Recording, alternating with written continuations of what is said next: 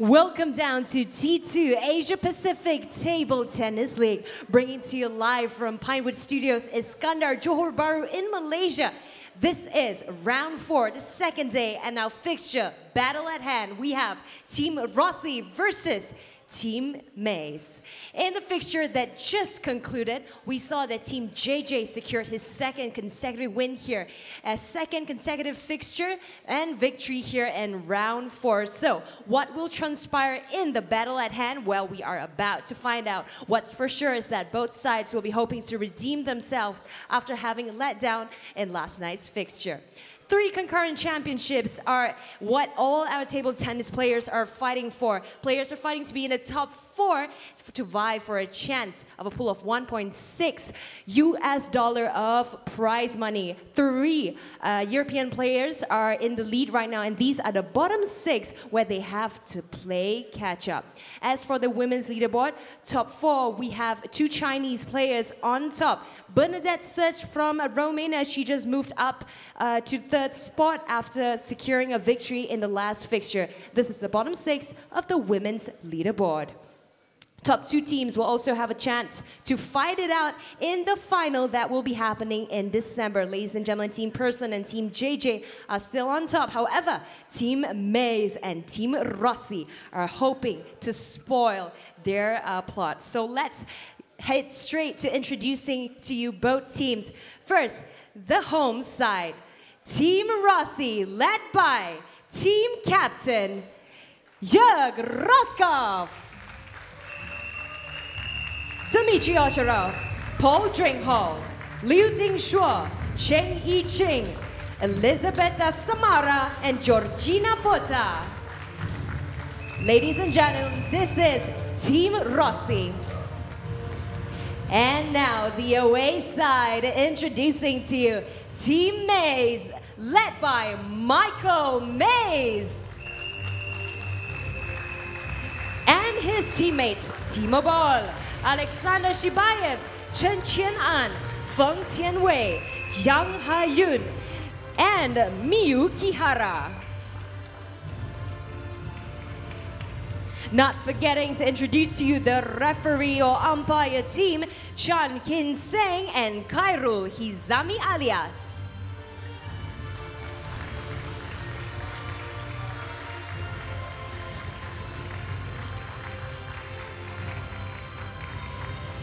Ladies and gentlemen, this is Team Rossi versus Team Mays. Well, let's have a chat with both team managers ahead of this fixture. Let's first talk to Team Rossi at the home side. Jörg, well, yesterday, didn't go your way. However, it was a very closely fought match. So today, what do you hope to achieve? What do you tell your team to come in here and have a positive result? Okay, the first thing is always to fight for each ball. And we tried. We had a really tough match yesterday. It was close. And we continue to fight for sure. Jörg, yourself and 4 of your team players, they flew all the way from Europe. And can you share with us a little bit on how does the players, overcome jet lag, lethargy, playing in huge tournaments internationally? How can they cope?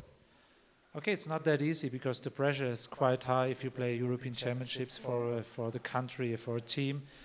We won it, and so it was not so much time to recover. We flew back from Luxembourg, and then we went directly nearly to the airport and came here to Malaysia. But it's no problem. The players are used to it, and they keep on fighting.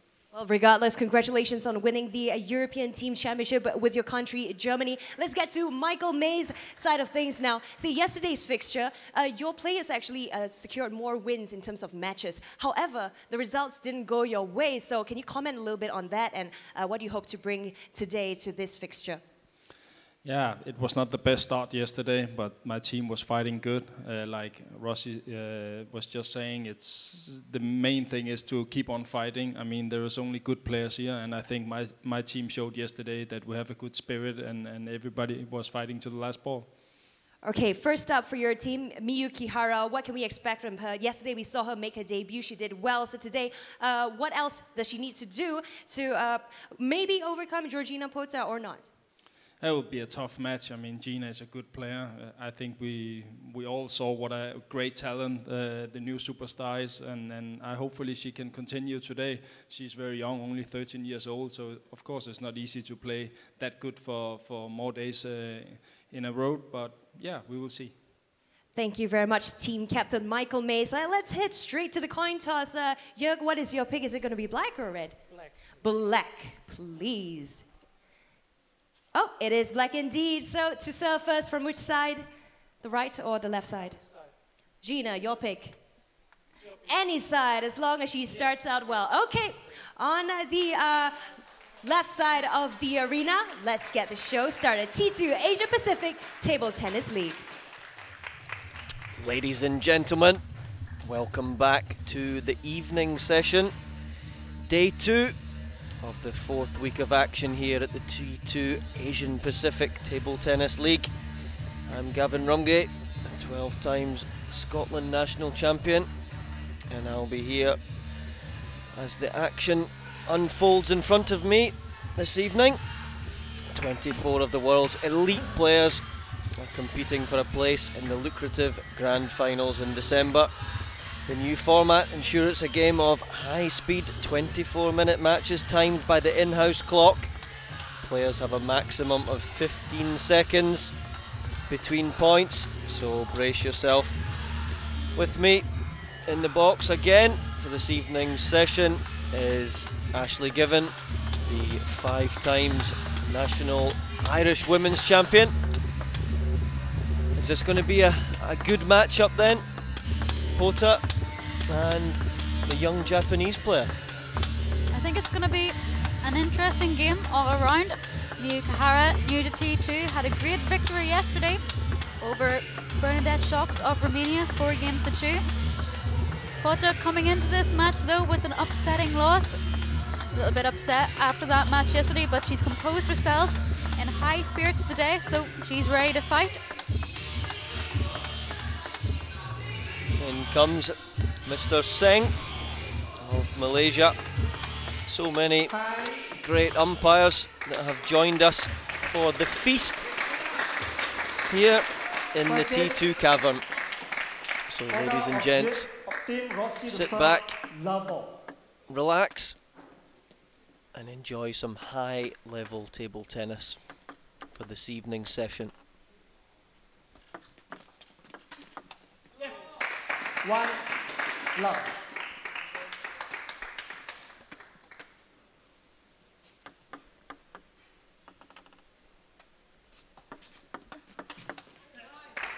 It's good from Pota.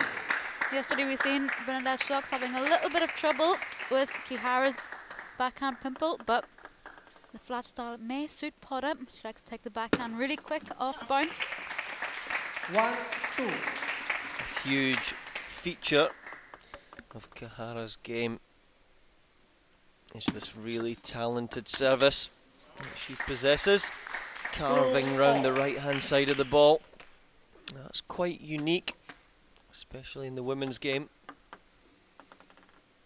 This is more a trademark. Pota, your service not vertical enough.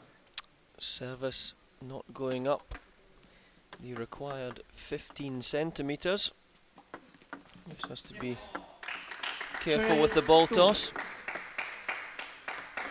But the Pota service, quite a good service delivery, to be fair. Just needs to keep mixing up the placements. Roskopf appreciating what he's seeing so far.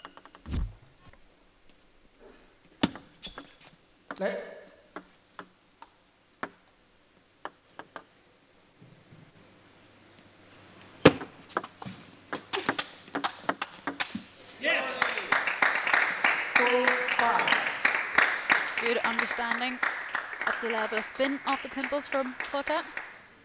This flat to flat style she is okay with.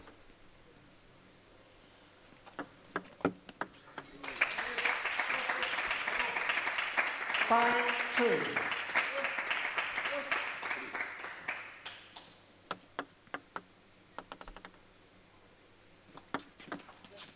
That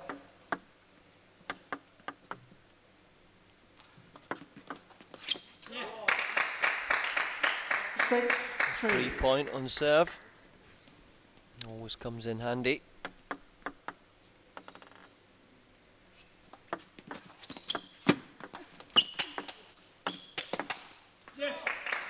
Good play all round from Potter. Moving well, pivoting, getting her forehand in.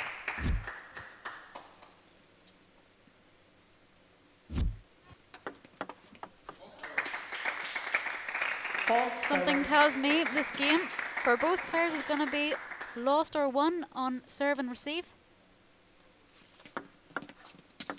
Yeah. 8-4.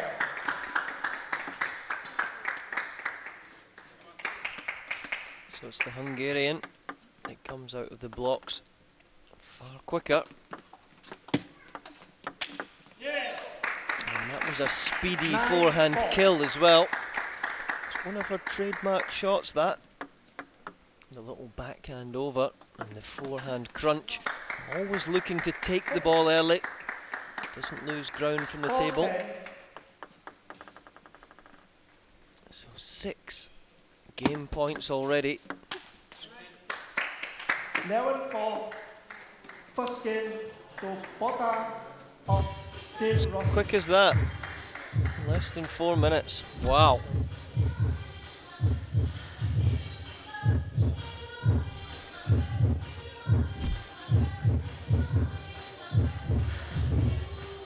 Okay, try. Time. Okay, come on. Second game. Chien-an to serve. Love ball.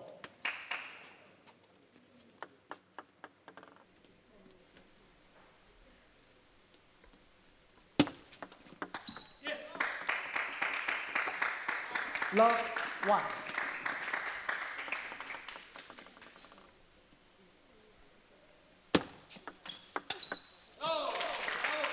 One all. Nice to see. Georgina Potter, although she lost that point, has bounced back from yesterday's defeat.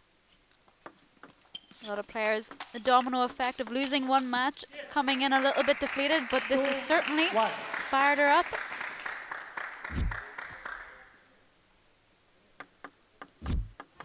I'm sure this is a matchup that she was waiting for as well. A lot of players don't like playing against the short pimple. Pota's certainly not one of those players though.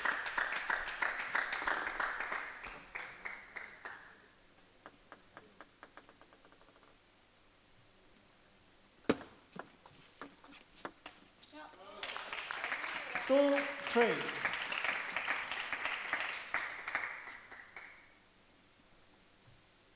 Kihara just composing herself before serving. And it paid off. A nice little float serve into the forehand. Potter thinking there's a little bit more on it. She respected the serve, but just took it out wide, long off the table.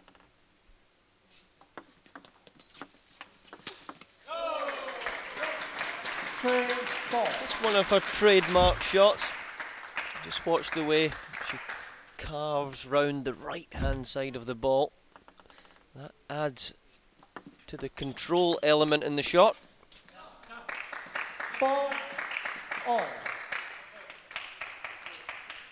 This set certainly a lot tighter than the previous one, where Potter walked away the winner, 11-4.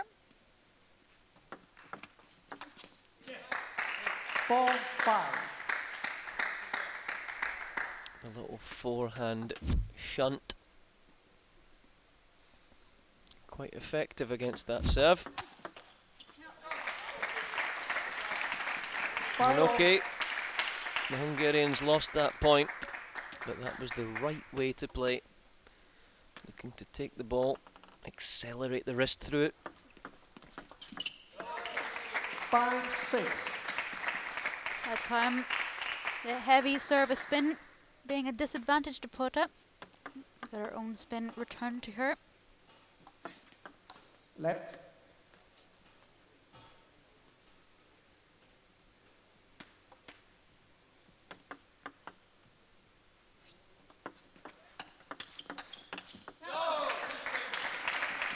It's good from Kihara. stepping in, looking to attack, taking the game to Pota. Now leading 7-5.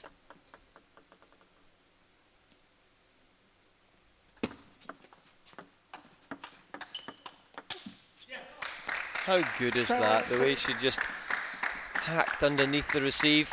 Wasn't quite sure what was on the serve, but that just gave her time within the point.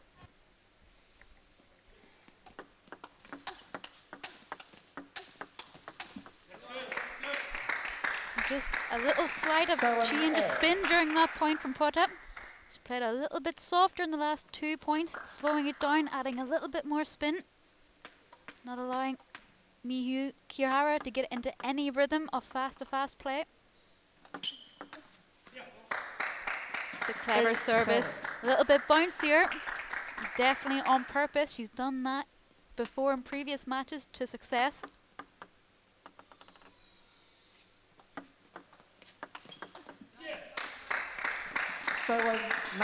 Linking up nicely from service into the first ball attack, and now Kihara finds herself 7-9 down.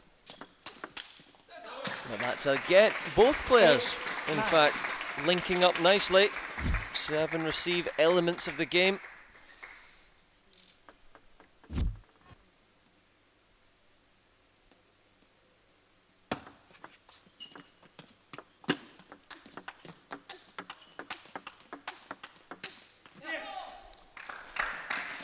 It's a good read of serve early on. A lot of players would have attacked that as it did drift, but with the heaviness, Pota just cutting underneath it. It's very clever.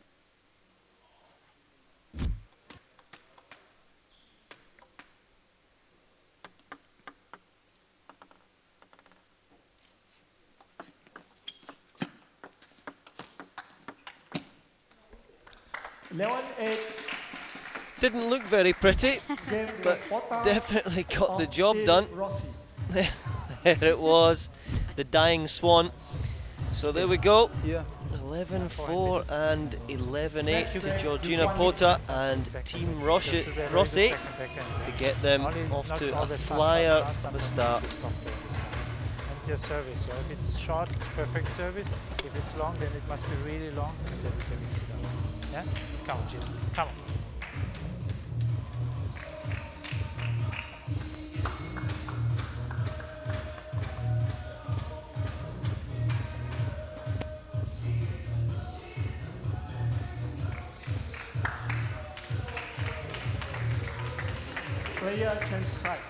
Players come back to the table. Let's see if Pota can build on this 2-set-to-love lead, or will Kihara come out with a stormer and steal a set.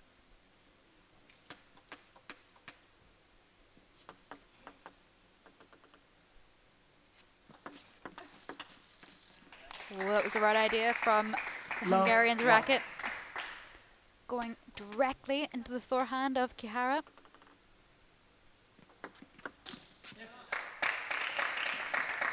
Clever again. That backhand serve sometimes just sits a little bit higher on purpose to try and invite you in for the forehand flick. She wants to get into rallies.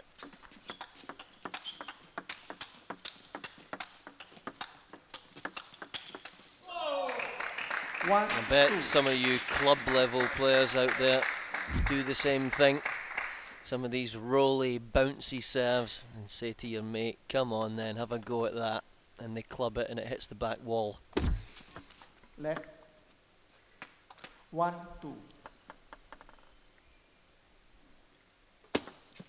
Left. 1-2.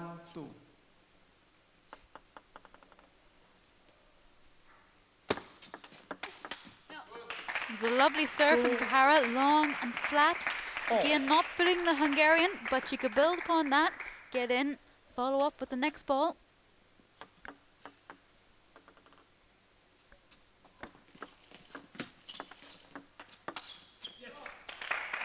3-2.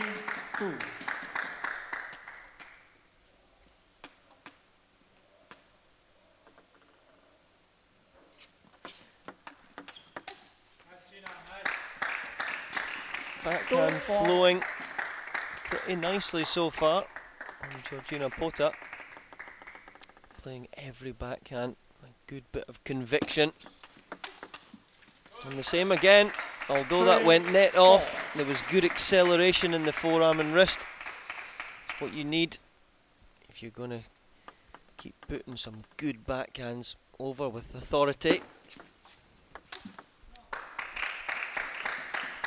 5-3.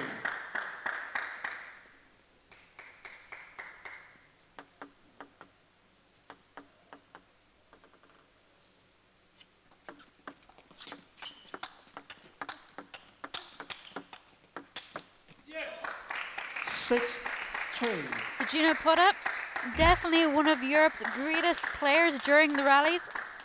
Excellent being able to mix with spin and then playing a lovely flat hit to try and finish off the point. I like that little rolly block that she hits. Sure some of you players out there can relate to that shot. You're not quite in position footwork wise, so you got to improvise.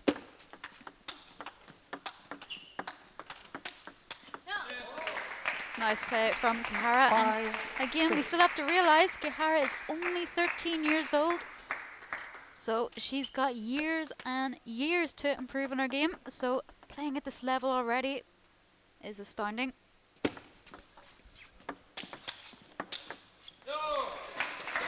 And we've touched on that before. Everyone goes on about how certain kids are talented and showing promise and all that. Well, if you want to make it in the game, you've got to be playing at least one or two age groups above where you are at the moment if you really want to make a big impact on the game. I don't think anyone's told Japan that though. They're playing 3 age groups above. 13-year-old can still play cadets, juniors, under 21s. But no, she's playing the senior events.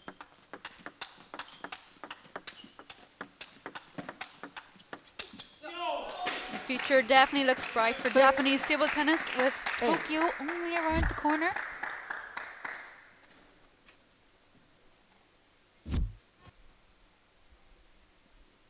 Look at the rallies. 15-7 in favour of Pota. When we get into some of those extended hit-to-hit rallies, she definitely is favourite in those points.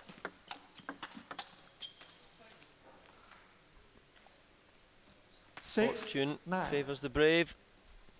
Again, Pota looking to be the proactive one in almost every rally. She extends to 9-6. Flawless stuff, really. 10-6. Thoroughly deserving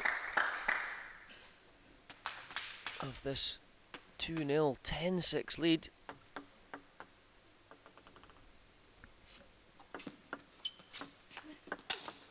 Oh. Slight edge. 10-7. It was a winning forehand anyway. Hit so smooth and clean, bending around the corner. There was that deliberate high serve again. So, again, hats off to Team Rossi and putting Georgina Pota out first to bat.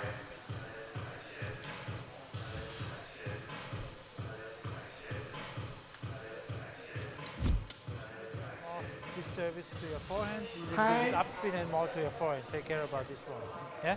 Come on, Gina. Well played, well played. Fourth game. Kihara serve, level.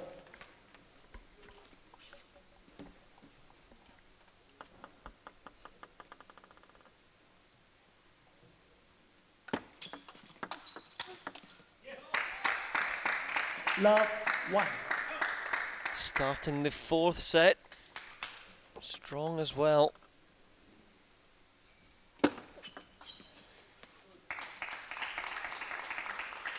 One all.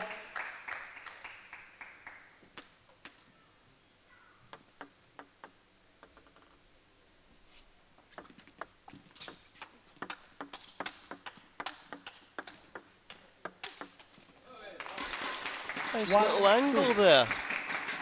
Creative. Lovely from the 13-year-old.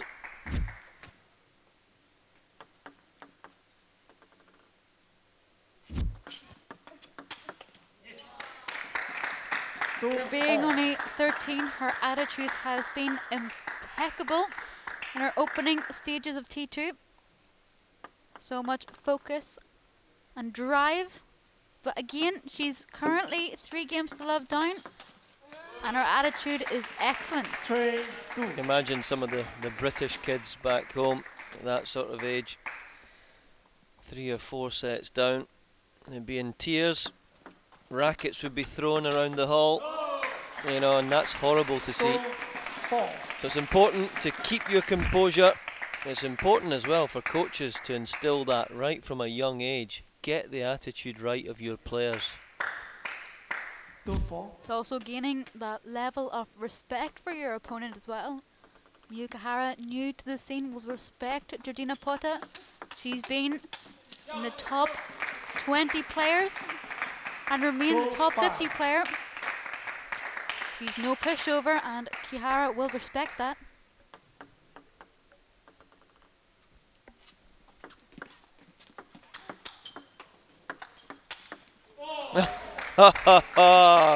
Come on. 5-3. It's just going to be one of those games for Pota, isn't it?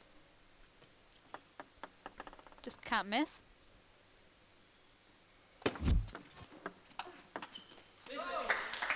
Commentators curse. 6-3. Oh, the fine margins that we have in table tennis. I think if you're on a tennis court, you could hit a stinking shot and it still goes in the court. That is not the case in table tennis. 3-7. So 7-3 to Kihara, opening up a beautiful 4-point lead. And we've seen in the afternoon session earlier on a huge 8-0 start, Team JJ. So we won't want the score to get as ugly as that.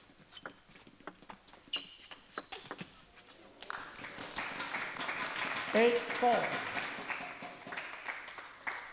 Really is a beautiful forehand reloop from Kihara.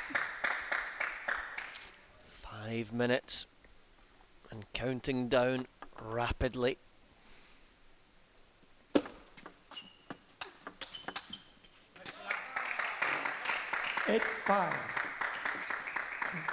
Much better when we see table tennis like this. Maximum of 15 seconds between points. Let's keep the good stuff flowing. 8-5. Point to point, end to end. It's good. 6-8.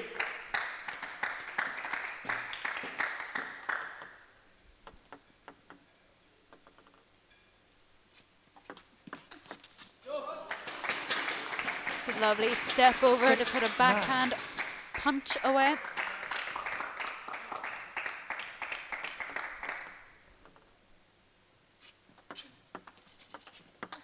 Yes. 9-7. Controlling what she can control, and that's a good execution of service and a good heavy third ball. 9-8. Service error. Let's see if she can compose herself. Still 1 point ahead.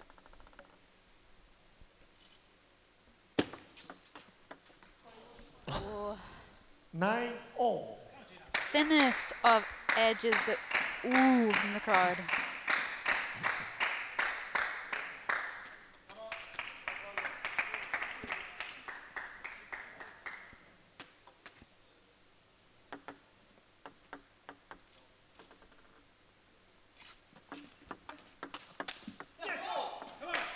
And remember, the rules in T2, there is no deuce.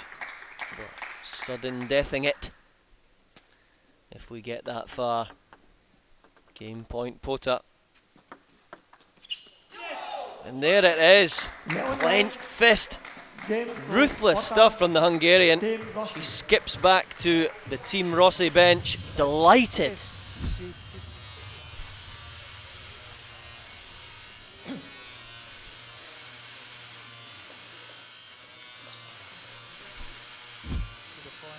Sometimes this long serve, as you did that night twice, this is okay. This long serve, yeah?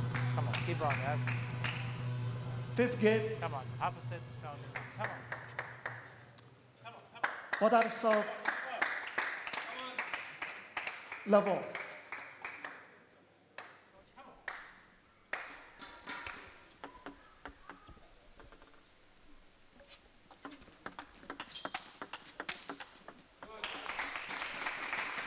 Love 1. So I'm sure Michael Mays has said to his youngster, look, we really need you to contribute to the team here. You were fantastic yesterday. Go love. Mia Kahara, now we really need you to try and win one set.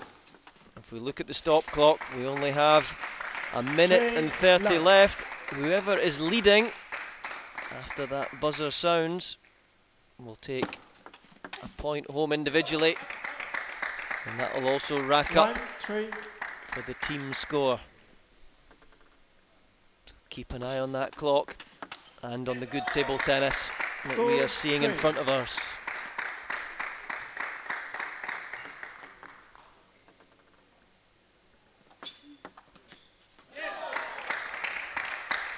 Train on. See, just taking that serve and flicking the wrist up as she made the last second connection, adding a little bit of deceptive topspin on it. Oh! Come on!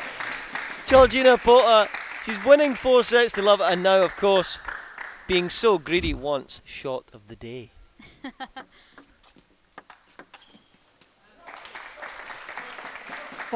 Always happens though, you hit one big point, the next one's not so easy.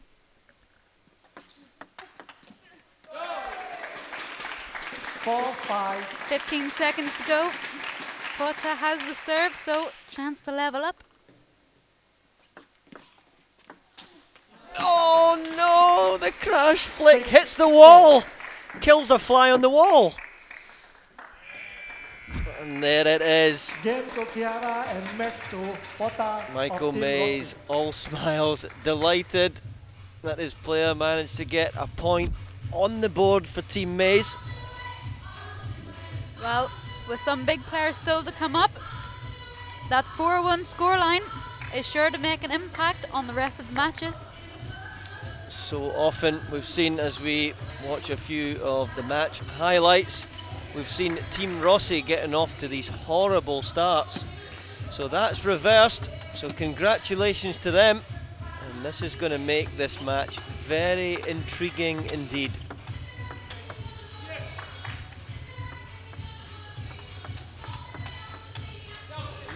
See here, numerous counter-hitting rallies.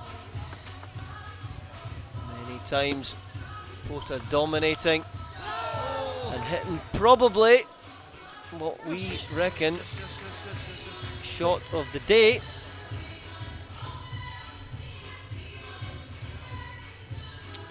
(48-34) in total points, and a win for Georgina Pota. Georgina Pota winning it for Team Rossi 4-1. Really, it's a good job. Let's talk about, are you pleased with how you did? I know you're not too happy about how the last set went. Let's talk about that. Of course, I'm happy, but it would be nice to win 5 sets for my team. But of course, I'm really happy, and we never played before, and I was a little bit afraid of the pimples, but I did quite well, and yeah, it's really great. Yes, you did, and it's better than last night.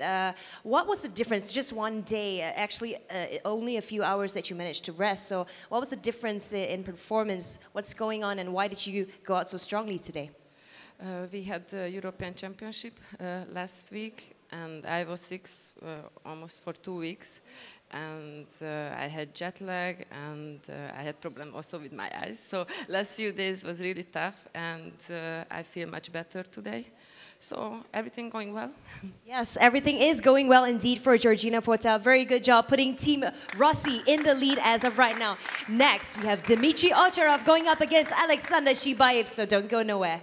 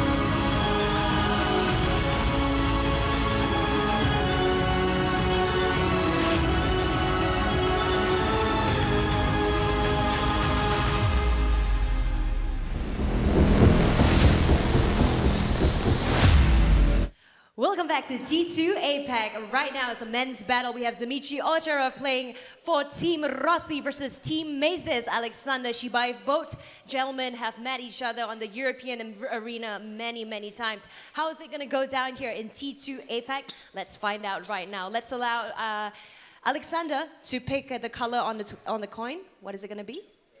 Red. Okay, Alexander's pick is red.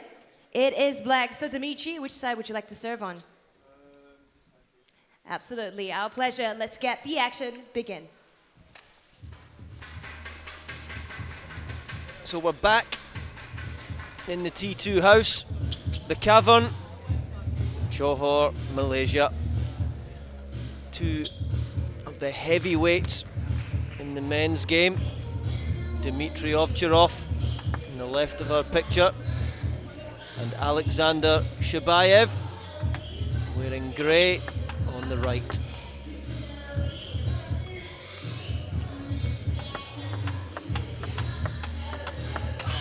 They're good friends, and both of these players sharing a little bit of a joke before things get serious.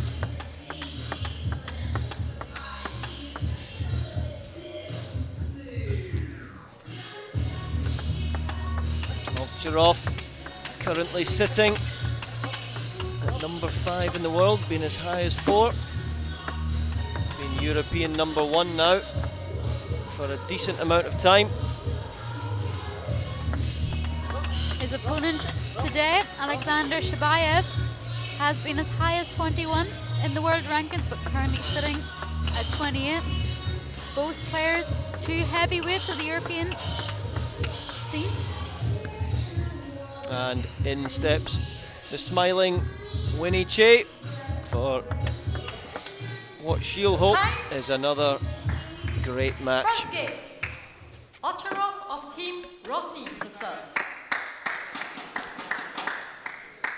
So Love all. when they played against each other in the first week, it was 2 sets apiece, so they shared the $1,000 pot. Let's see what they do this time. One, love.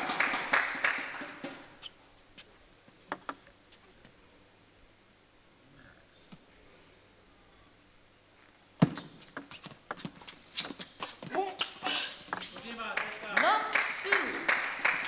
Choosing to reloop to one of the most difficult areas of the table, down the line, executing with ease.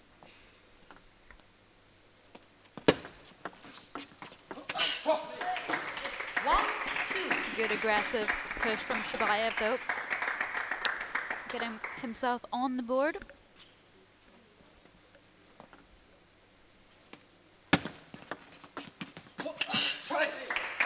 Same tactic used again, a little bit of deception, fading it slightly, trying to get the ball deep, so Ovcharov will not have as much time.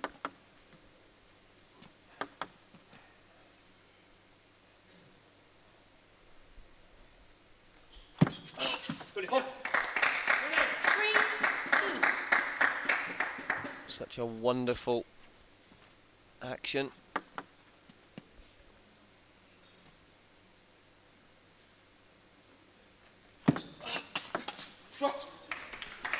Such a similar action in his backhand serve. And he's going to deliver a short or long or even half long service. It's so difficult to differentiate between the three.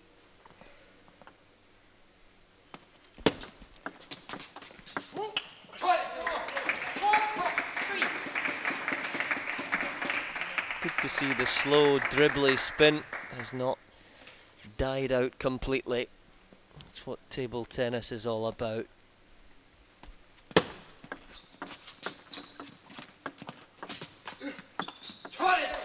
And another one, that almost hit the cobwebs up there.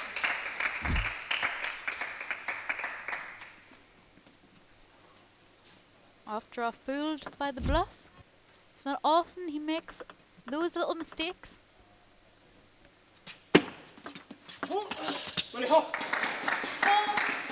But he absolutely penetrated Shabayev's middle there.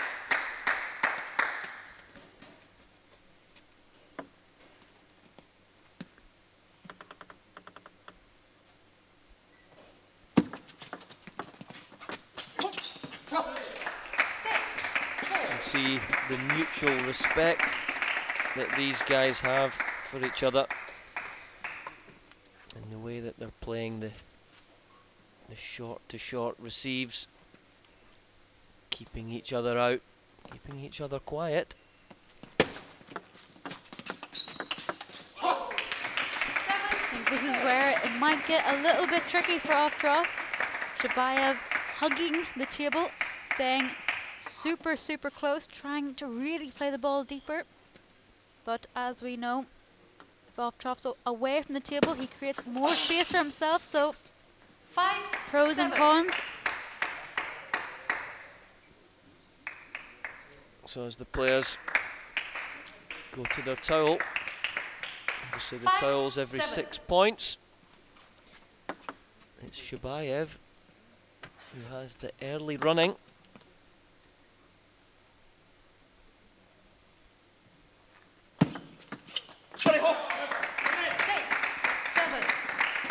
One of the three variations, the half-long serve off the side.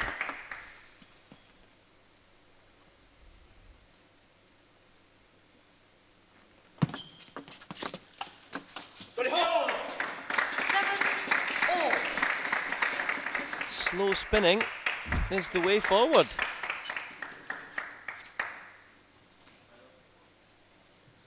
Lovely slow-mo there of that backhand carving round the side of the ball. 8-7. Jumped in a little bit early, a little bit like football. If you're going to play a through ball and you don't time it right, you look a little bit foolish. You've got to time your run in so that you take the ball on the half volley.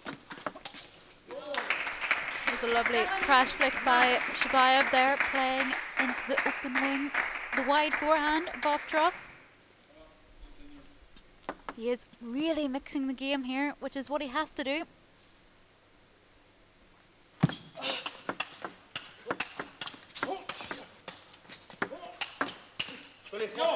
Unlucky. Good attempt from Shabayev there. He's away from the table, cut his losses, went for a Krianga style backhand. 9. Can he take both of his serves here? Business end of the first set. 10-8. Good hunt again from Alexander as they go after 18 points now to their towels. 10-8. 2 game points for the Russian number 1. Please serve 10-8.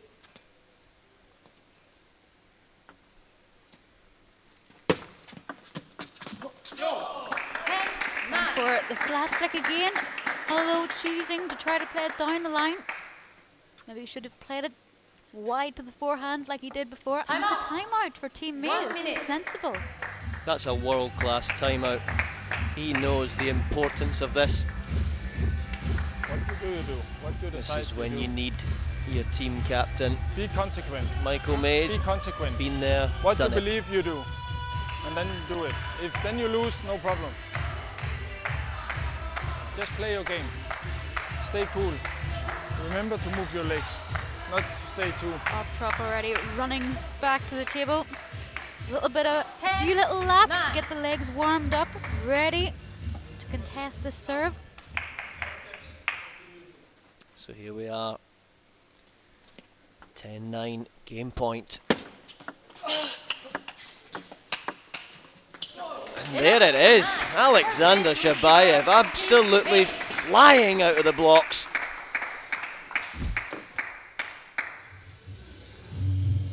That packs a punch, that forehand. You can see Ovcharov losing ground from the table, and that's never a good thing. So confirmation, Little bit think about the 11 time, because to 9. Players, no, what you believe you do. stop clock.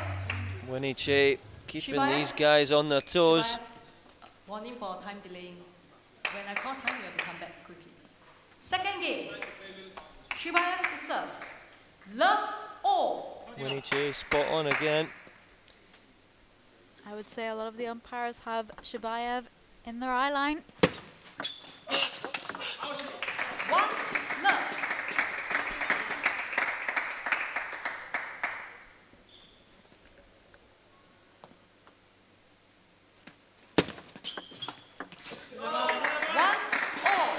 It's an effective shot, that one.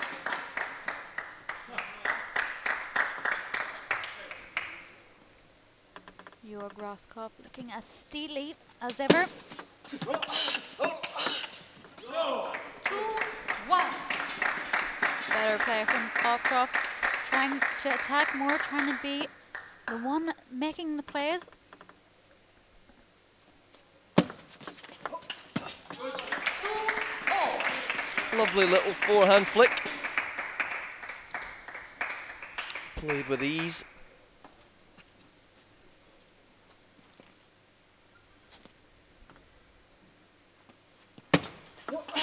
There was no indecision there. Stepped straight round, stayed low. A lot of people do have the problem if they're going to flick on the forehand side. They step out of the shot, lift up, Ovcharov right over the table. 4 2.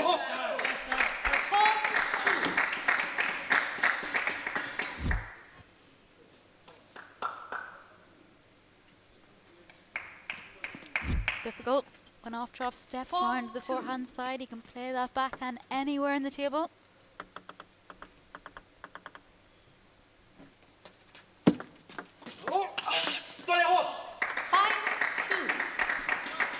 Ovcharov starting to flow now. He's making the first penetrating shot in the rally. 2 6. You can hear him. Vocal cords being warmed up. A little bit of a running on the spot, trying to get the legs fired up.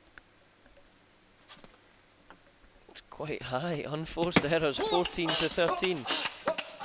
Have we had 27 points yet? There's a unforced error every time they've won a point.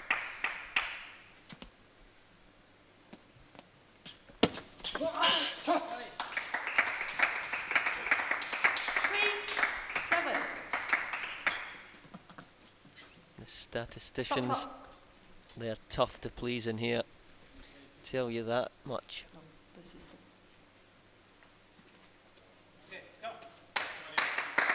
Bit of a technical error there, just causing the players to have a little bit of distraction. 7 3.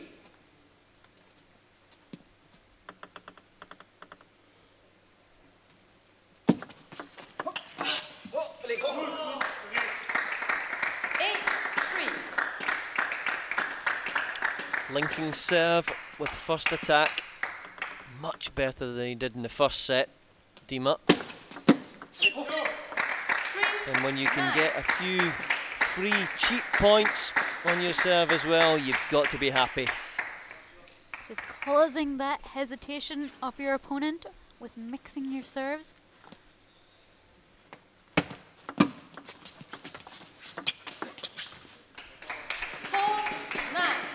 Well, there was no hesitation there from the Russians' racket.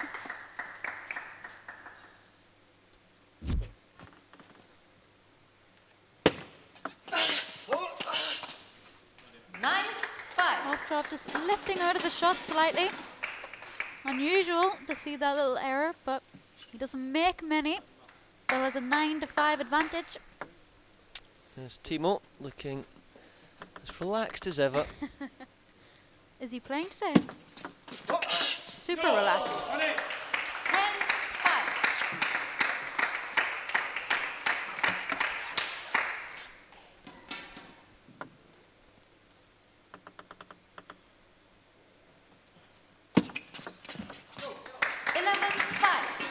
There it is, ladies and gents. It's Ovcharov. Maintains that good level of performance to draw level.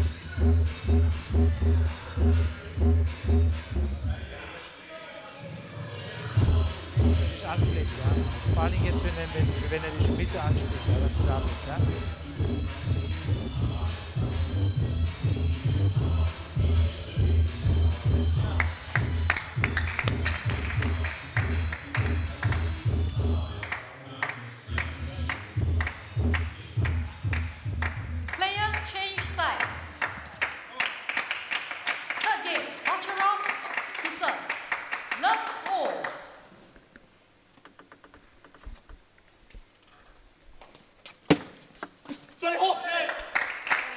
Good opening idea from Shabayev. He is thinking well.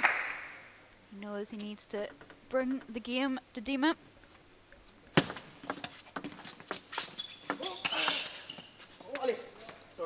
Love 2. So at this level, you need to get the first telling blow in. If you don't, the quality from your opponent is normally too high. That was good from Shabayev. For a second, it looked like Dima was in. And Dima gets into a flow of linking shots together. He's very hard to stop.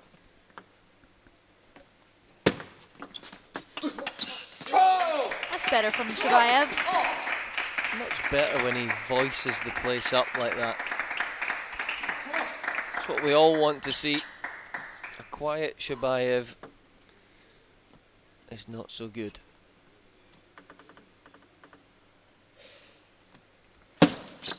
Oh, the ball just deviating slightly. Shabayev already committing to the shot.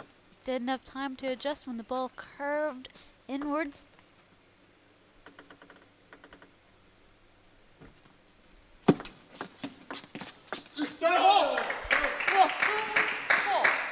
At this level, fresh hearing 2 rallies in a row. Wow. Okay. Shabayev looking at the ball, just a little bit confused with missing that one. Let's see.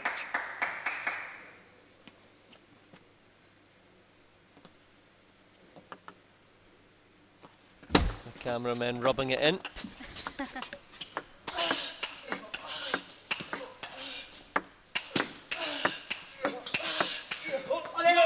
Come on, heavy, heavy, heavy. Shabayev was in, the aggressive player close to the table. But what can he do when Dima decides to rip 2 backhands from the back wall?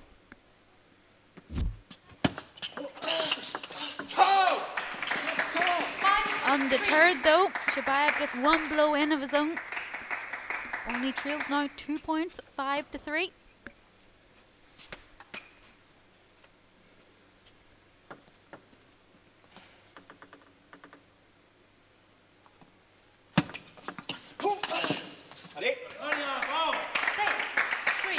a strong loop. A lot of players, when they get that dig out to the wide forehand, they can only spin it up slowly. Not the big German though.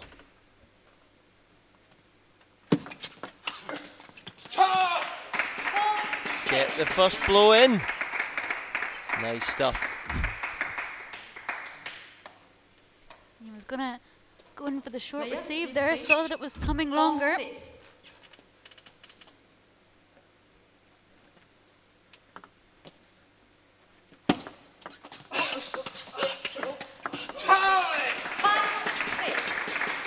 A lot of players, when they get themselves fired up like Shabayev, they start to move their feet better.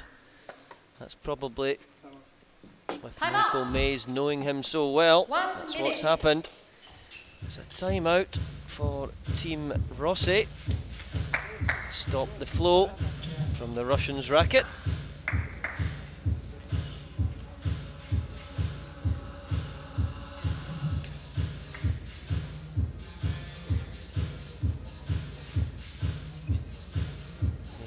Off serve, and then a little Shabayev serve as well.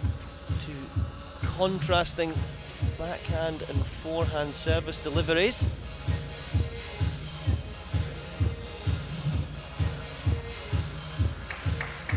Gute Qualität beim Ausschlägen. Ja, come on. 5-6.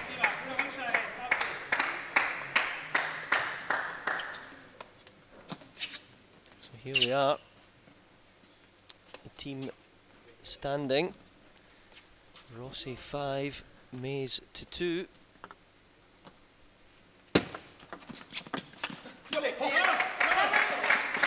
Shabayev will be extremely annoyed that he mistimed that and was a little bit off balance. The ball was there to put away. 7-5.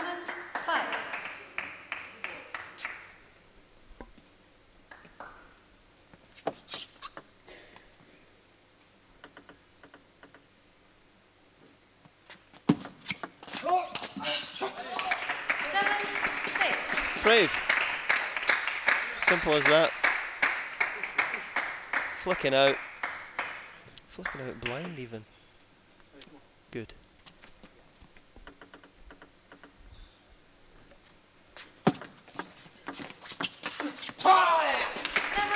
Well, he knew what he was doing there completely. Going to the off-trough forehand wing with extreme power. That's not a shot you would see in the 1960s.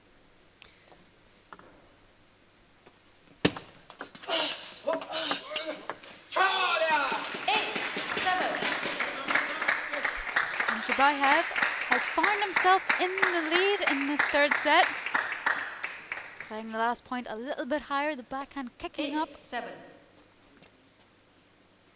Let's see if he can compose himself and further the gap. 8-all. Scrap it out. Table tennis at the elite level. Win a point against the run of play. Opting for that backhand serve from the middle of the table now. 9-8. Deceptive action on that backhand serve. All I could see from the commentary box was an upwards motion. Now normally that tells players that there's a bit of topspin on the serve. It was heavy backspin.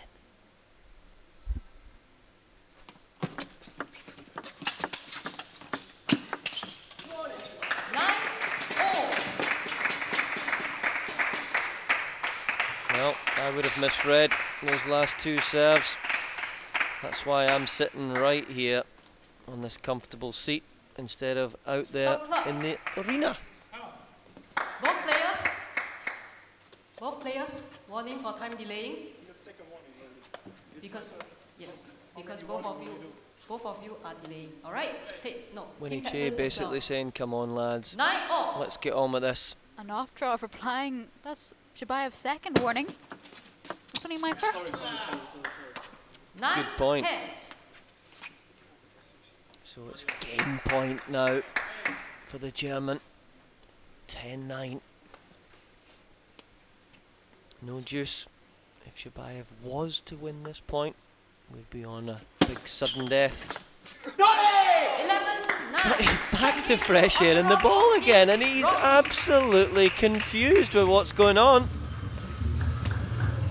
It's like in badminton where you get a metre drift on the shuttle.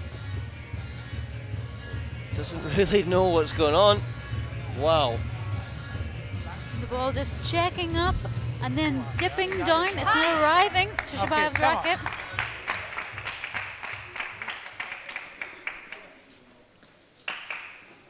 Fourth game. Zero Shabayev to time serve. to waste.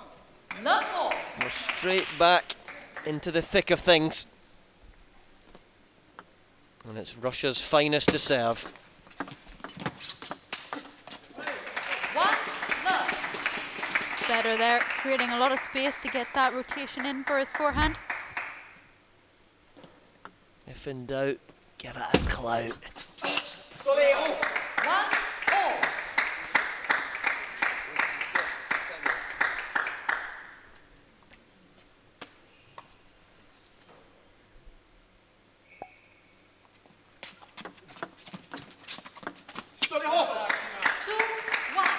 We were speaking about this tomahawk serve earlier on in practice. We were saying about how we think that that serve is not going the whole way up straight, which is giving him a slight advantage. But it's the referee's call. Good old Winnie will tell us if that ball has been tossed up vertically or not. Let's 1-3. The one thing about the serve though, the ball is clearly always visible to the opponent. Let's So maybe 1-3. that might be the reason that they haven't said about throwing it vertically. And there we go, Shabayev just showing a little bit of discontent. Oh. 2-3. Well, what you have to do but dive on the floor to win a point against Ovtcharov. Just slipping there, showing that he's putting absolutely everything.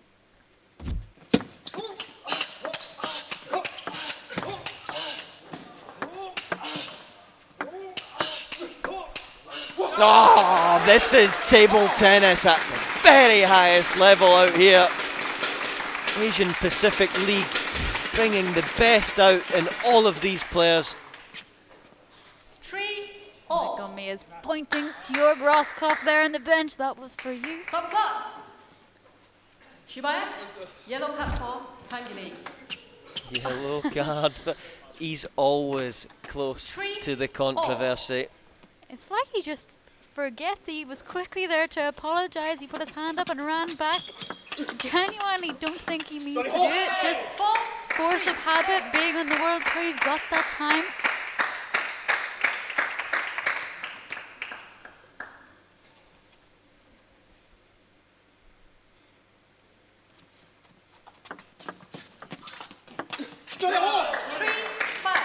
To be fair to Shabayev there, that was the correct shot. The backhand punch splat, just missing off the end of the table. Here we are, less than 3 minutes. Keep your eyes on the clock, ladies and gents. 3-6. Dima quick to apologise there, just flipping the net.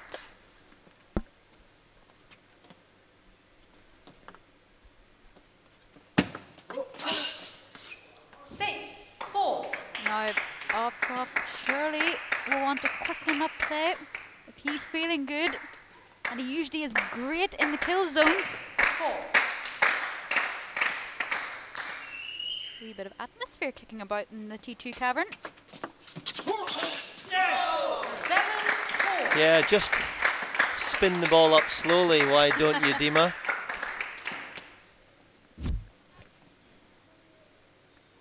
I don't think slow is in his vocabulary at all when it comes to his forehand.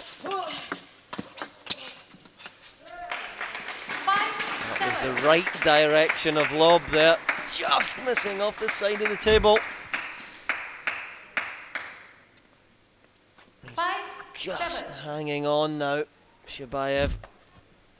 He needs a very rapid couple of points to go his way now. Stop clock. Players, please carry on. 5-7. Let.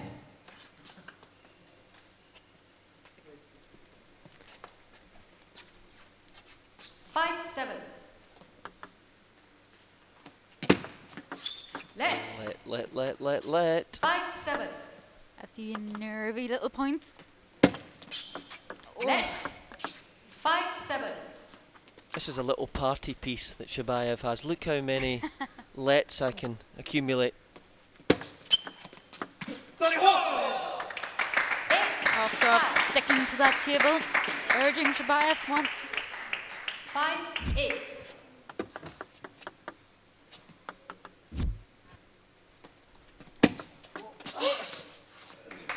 8-6.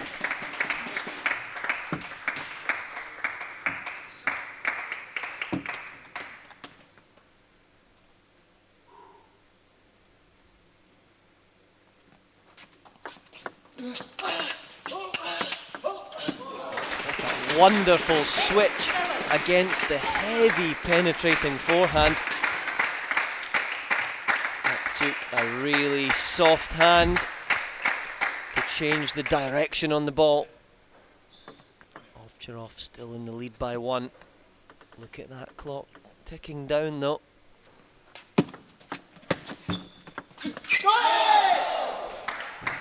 Surely that has to be that. Shabayev isn't going to get 2 serves in.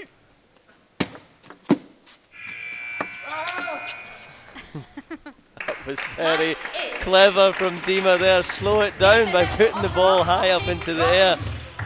Very intelligent. So there it is. Hats off to Dmitry Ovcharov. The confirmation there that he wins by a 3-1 scoreline. Let's see a few of the match highlights now.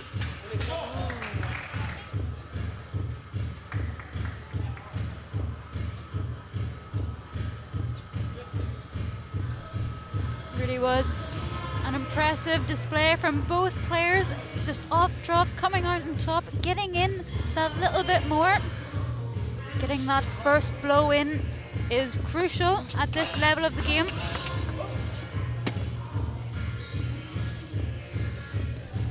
Credit to Shabayev there in that last shot. It's not easy to put that away. So, big win there for Dmitry Ovcharov and Team Rossi. All right, so as it concluded, Dmitry Ovcharov won that battle against Alexander Shabayev. That was such an entertaining match. The start didn't go your way. Besides that, what else do you make of your performance? Well, I'm very satisfied. Shiba is one of the leading players here. We played many times, and it's always tough against him. But most important is we have a really comfortable lead now with 7-2. It's important to keep it up, and we need good results to be back on track here. Absolutely, and to be very honest with you, it was such a tough call, especially with the third match. It was so tight. So what do you think from your side gave you the victory today? Well, I always stayed calm, and even in pressured situation, we know our both weaknesses and maybe had a better strength today to use his ones. Dmitry Ovcharov from Germany for the widening the gap for his team, Team Rossi, 8-time World Tour champion, 9-time European champion, Dmitry Ovcharov. Next, the women's battle. Don't go anywhere.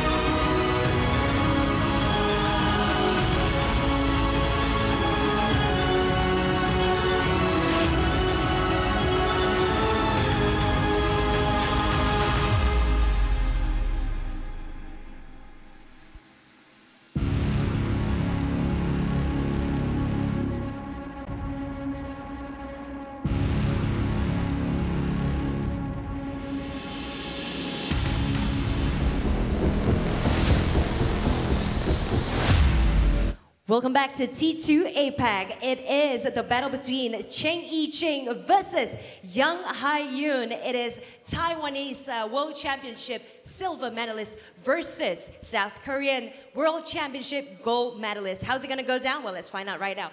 i-ching, 我们给你选择你的颜色要哪个颜色？红色还是黑色？ Red. Red is i-ching's choice. Is it going to be red or? Yes, red indeed. So which side would you like to serve? 哪一边开始？这边。 Let the game begin.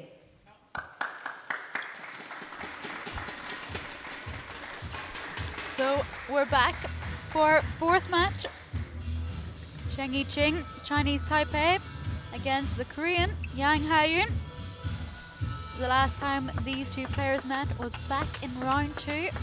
Yang Hae-yoon coming out the victor, winning 3 games to 1. So this will be interesting to see if i-ching can keep Team Rossi's momentum, or will Yang Hae-yoon ruin the party?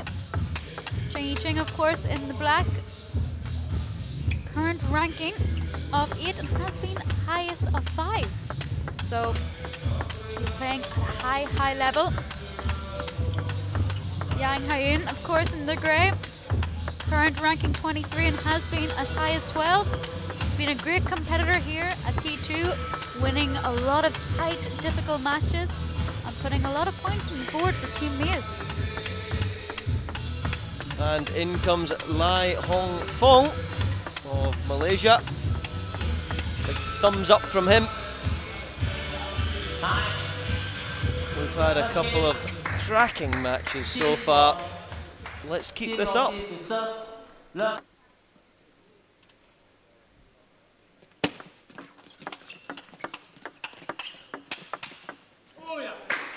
More. First blood, i-ching. Stepping in with a lovely little forehand block cross court.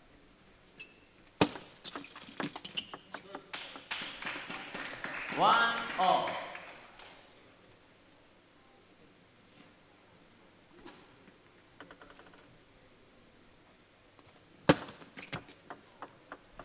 One, two.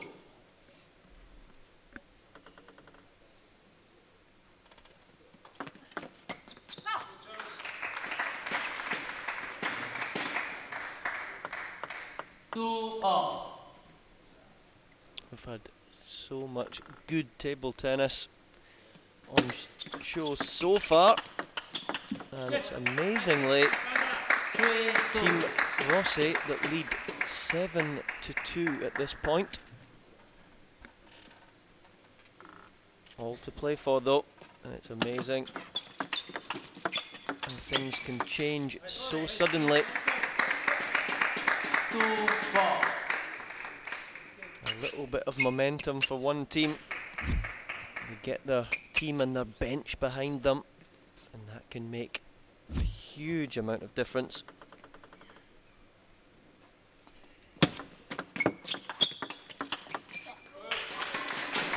Good opening up backhand, taking the next one right off the bounce and exerting a little bit more pressure and speed on the ball.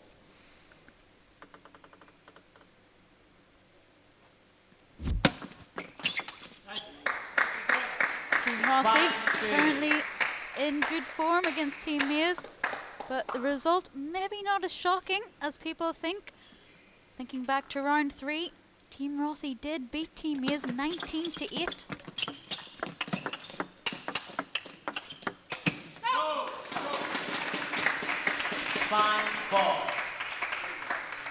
Great active defence there from Yang Hae-yoon.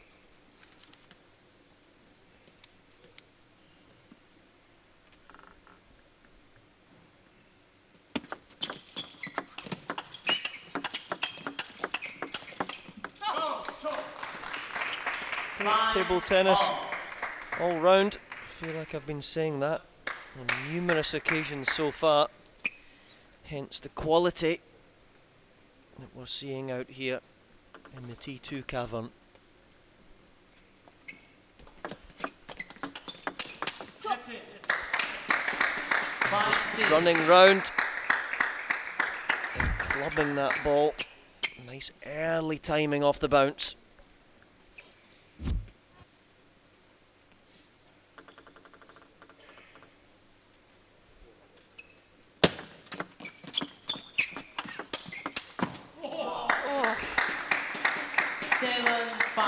over the table. Was that to see the replay? How quick to the ball as well. She's still moving. One of those times where she threw her left leg in front of her body first to make sure she could make up the distance of the table. Not many players can do that. That skill is very impressive.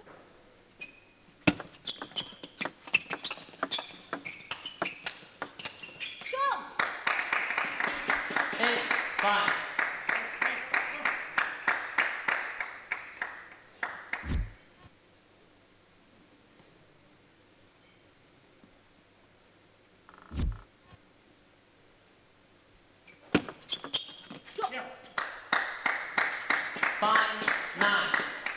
Service right into the middle of the table. So it's a 4-point lead for Chien. And that becomes 5. 10. The service fault. So very rapidly we're coming to the conclusion of the first set. And there it is. 11-5. First game to team of Team Rossi. Team Rossi are flying out of the blocks this evening. If Team Mays are not careful, they'll be too far behind. Time. Player is counted. Was that even 30 seconds? This just seems so from quick. Team Mays to serve. We're out of breath here in the commentary box. What's it like for them down there on the Terraflex floor? Well, we're straight back into it.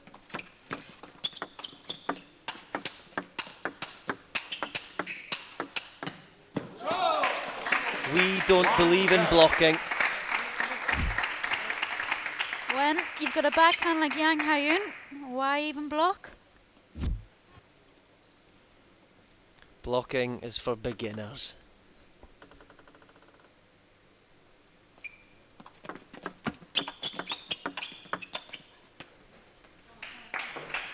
Ball just catching the white line, kicking up slightly. The white line is a little bit of a change of surface from the table, so the bounce can be affected. And on the subject of blocking, we have the blocking machine up next in Timo Ball. Yeah, you all thought I was going to say Paul Drinkle. No, no, no, he doesn't block. The blocking machine of Ball against the rapid attack of Paul Drinkle. So it's going to be an exciting one next as well.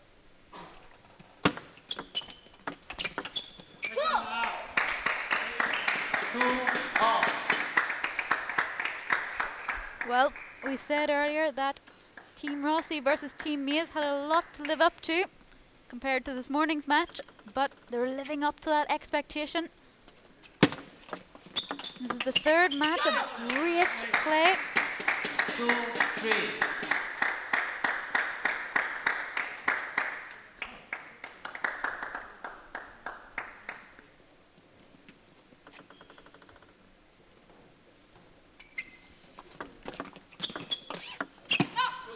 A lovely little low spin up over the net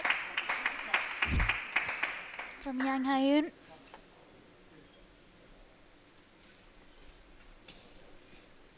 Three all.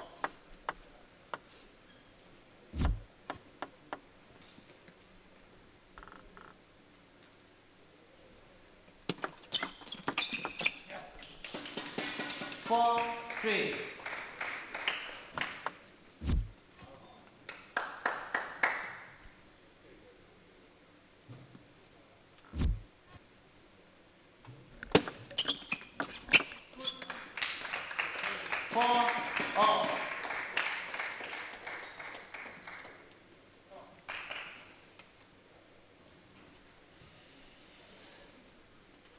So let's see who's going to gain the initiative in this crucial second set.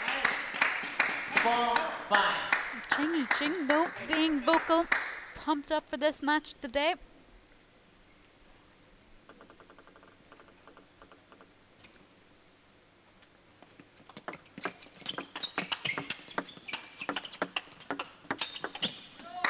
It's a lovely change of pace there from i-ching. Playing the first one slow so she should get back into position.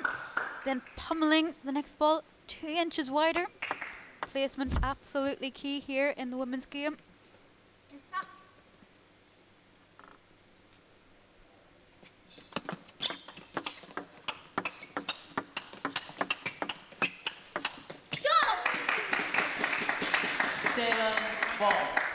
Chen appreciating her own good work. And at 3 points clear in this second set, she's going to be tough to beat.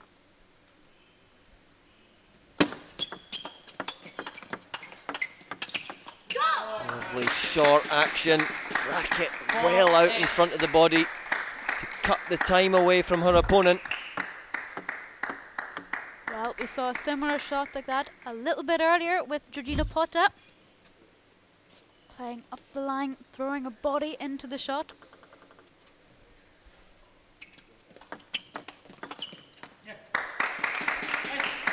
Right idea from Yang Hoon, but this set is probably gone now for her. 9-5.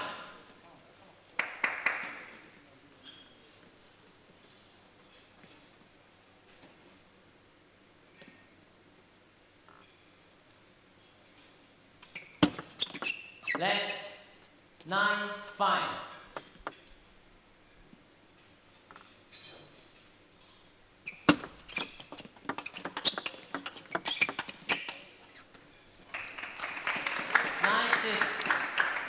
Good. Yang, even if she's to drop this second set, she's gaining a little bit of momentum here, which could prove significant at the start of the third.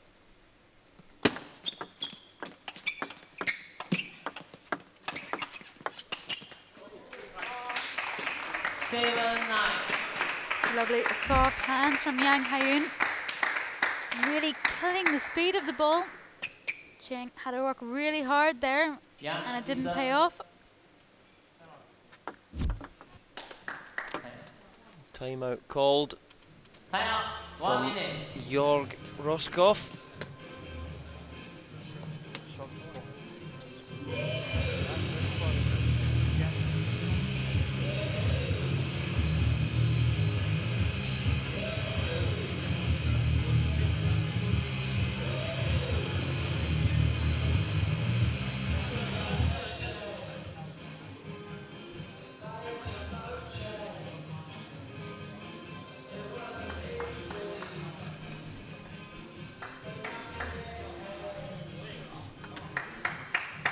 Yang Hoon first back to the table. Itching to get on with things. So 7-9. This is amazing. Sticking in there. You lose concentration for a few moments in table tennis, and this is what can happen.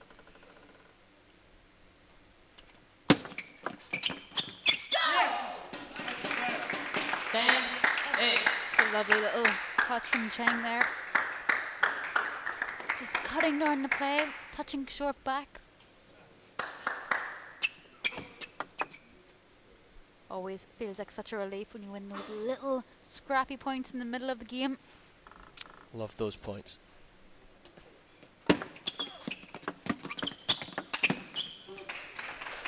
She's missed that one quite often.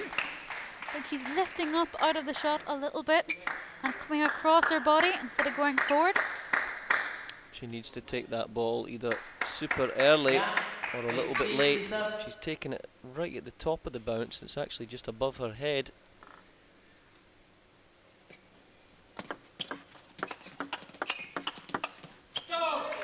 Would you believe this? Come on. Wow. This is why Yang Hyun has been great for T2. Good attitude, always pushes herself and tries, and this is the reward, getting back into this set.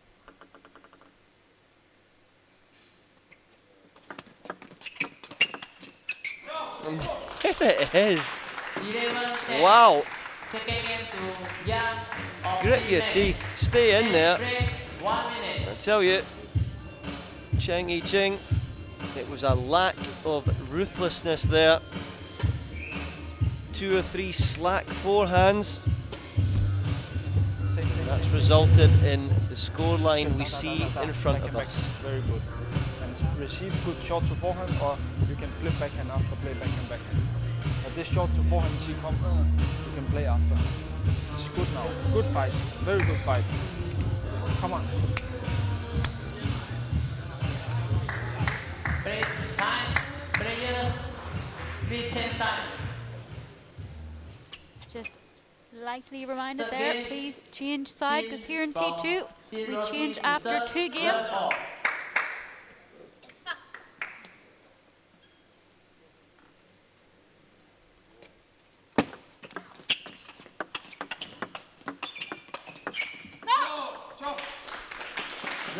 One.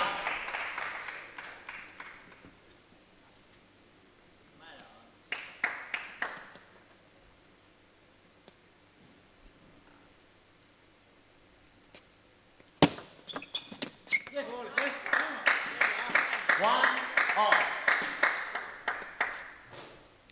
Yang just in a little bit of dialogue with herself.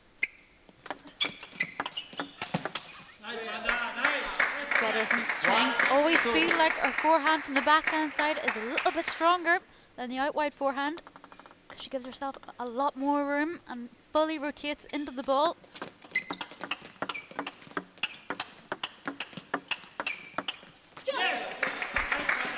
Just waiting for one of them to change the height, trajectory, flatness on the ball even.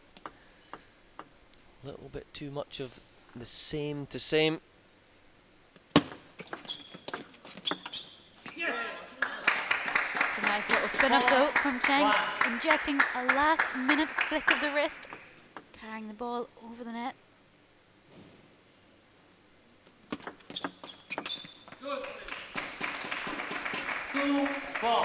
Working with the side spin that was already on the ball.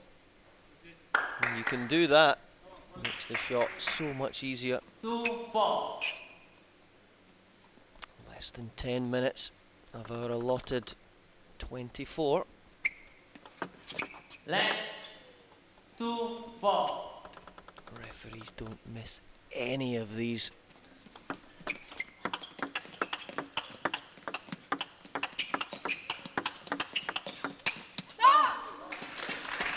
Clever from Cheng though, you can see she's mixing the placement of the ball, trying to go a little bit wider, then a little bit to the middle.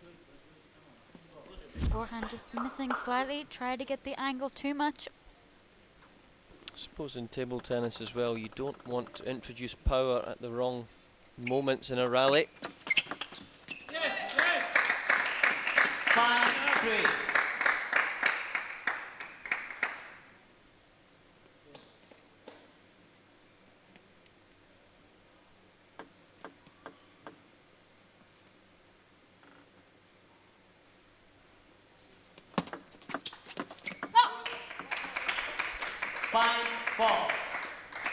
Using the flick out a little bit more often now. I think she needs to put Cheng under a little bit of pressure. She needs to start the rally on her terms, not on Cheng's. It's good serving there, though it's very clever. Yang Hyun probably expecting a little short serve, but no. Cheng fires the ball half long.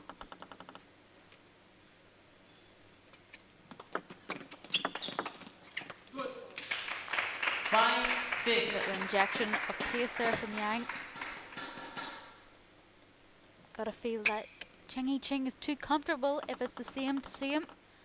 Need to put her under a little bit of pressure.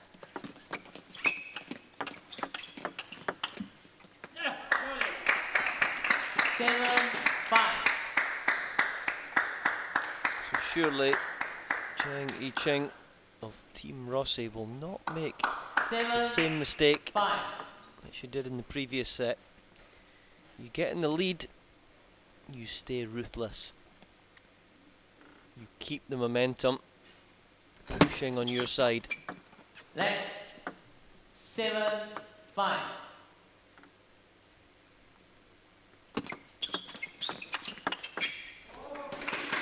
And there's the switch that we've been calling for. A direct switch when the ball is sitting there, as Cheng played it right in Yang's racket. Was superb decision making.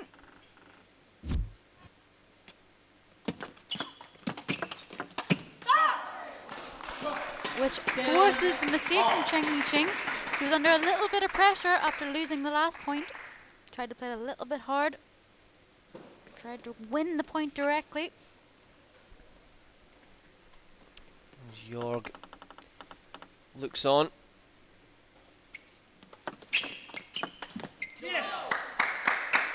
Nice change of receive, a slow, faded, flat flick.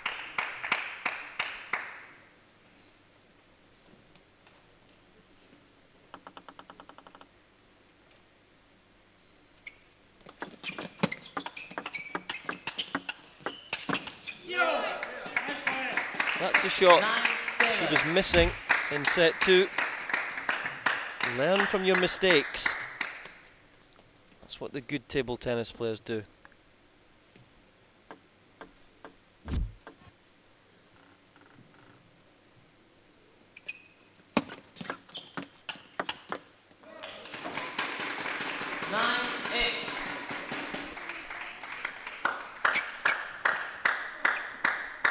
And the next lesson is, when you've got a chance to attack, you don't attack right on your opponent's racket, because that makes it easy for them.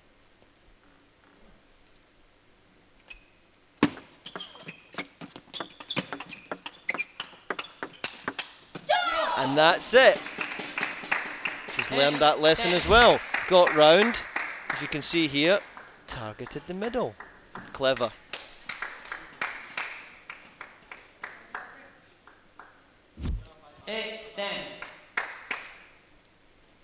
So 2 game points for Team Rossi and Chien i-ching. And there it is! 11-8. Third game to team of Team Rossi.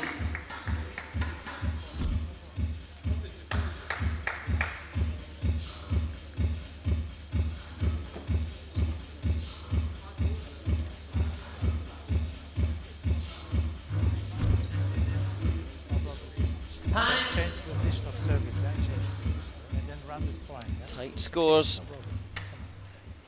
Okay, stop The score that really matters though. Warning. Chien i-ching 2 sets to 1 in front. Fourth game. There's another warning to both players. Time delay. Umpires are really cutting down here.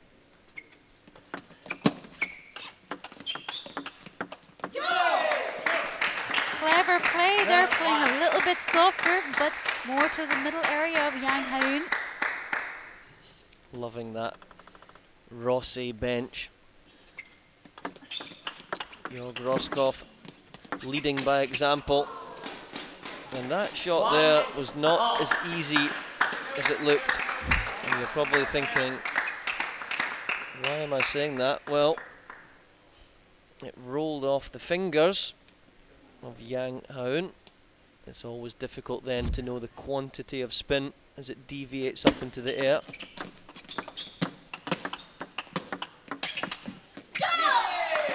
There we go. Heavy spin, ball coming a little bit higher. You put it away.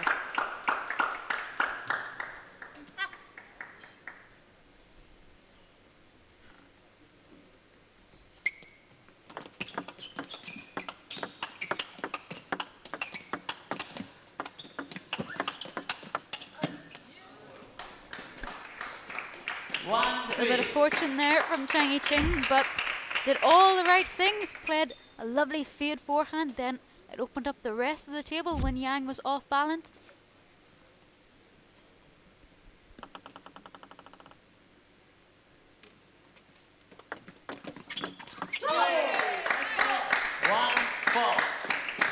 Roskopf, I get really appreciating that. You've got to be so switched on right from the very first shot in the rally. And there it is again. You've got to determine very quickly the length and the spin of the serve and go from there. And the clock ticking down. Less than 2.5 minutes remaining. Will we play out the full set? And if we don't, it will be whoever's leading when that buzzer sounds will take away that point for winning the set or leading the set at that time.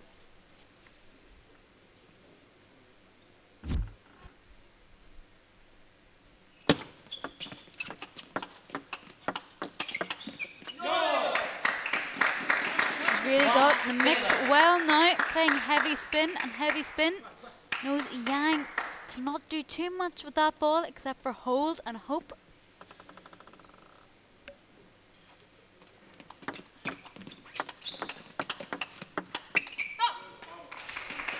Better placement from Yang, a little bit wider than i-ching has been used to.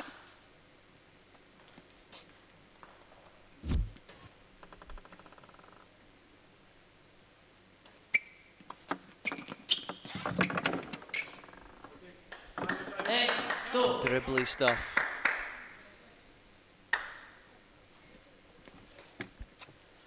Well, Chen's going to be too far ahead in this set now. It's whether she can quickly rack up another 3 points and march us into a kill zone. But that's looking unlikely now.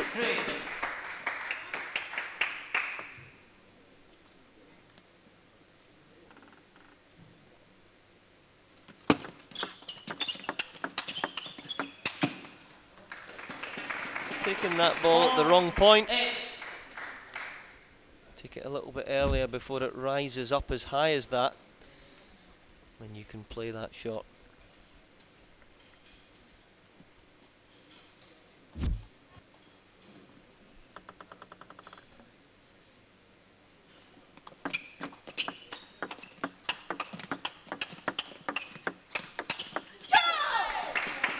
Many times able to take that ball right off the bounce there. Earlier timing, and it flies. Team Rossi bench are itching at the side, saying, come on, Yang, get that serve in, come on.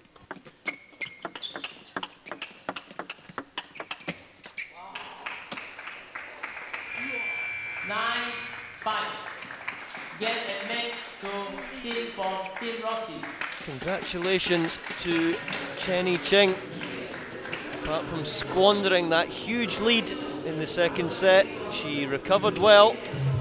And as you can see there, Rossi 10, Mays to 3, and a solid 3-1 scoreline for i-ching.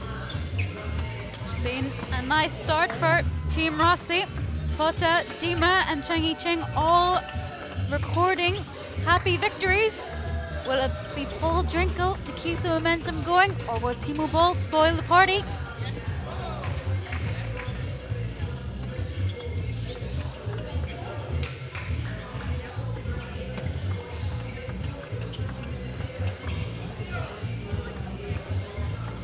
Well, this was a great matchup. Two superb players going at it head to head. i-ching squandering a lead and then learning from that. 41-29 total points, huge. Team Rossi winning again. i-ching winning it 3-1 for her team, Team Rossi. 我们来谈一下刚才的那一场战斗，真的是太过紧张了。你觉得你自己的表现如何呢？今天？其实不太满意，因为第2局领先很多，然后自己显得太着急，想要赶快把比赛拿下来，没有掌握住自己的节奏，然后就输了第2局。So i-ching said, you know, she really wanted to get as many points in as possible, but that sort of cost her some of the games because her pace was all over the place, which is why she didn't perform as well as she wanted to. But regardless, it is still a 3-1 win. 我们来讲一下，昨天你赢，今天也赢，所以你觉得你这次这一轮的表现很好，是为什么呢？心态比较好吧，比较积极一点，想要赢下比赛。Okay, so i-ching, 2 consecutive win for her in this round. Very well done. Thus making it 3 matches consecutive win for Team Rossi. However, Team Rossi have got to watch out because coming up next for Team Mays, former world #1 from Germany, Timo Boll, but his opponent from Britain, Paul Drinkhall, will not make it easy for him. All that action is next.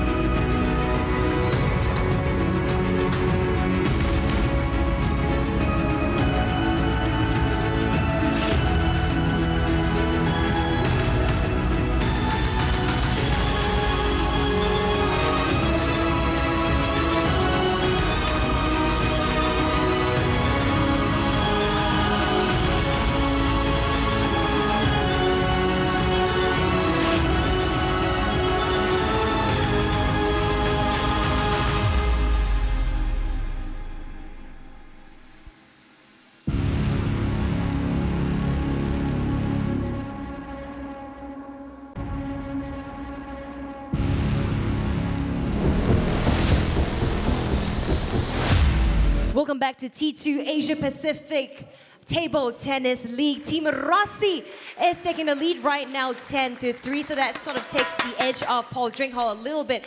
However, Team Mays, Timo Boll is hoping to bring it back. Former world #1 versus Commonwealth Games gold medalist Paul Drinkhall. Let's get the action started. So let's allow Timo to pick the color on this coin here. Black or red? Red for you. Is it going to be red? Red indeed. From which side would you like to serve, Timo? You would like to receive. Okay, Timo would like to receive. Let the game begin. Good luck, gentlemen.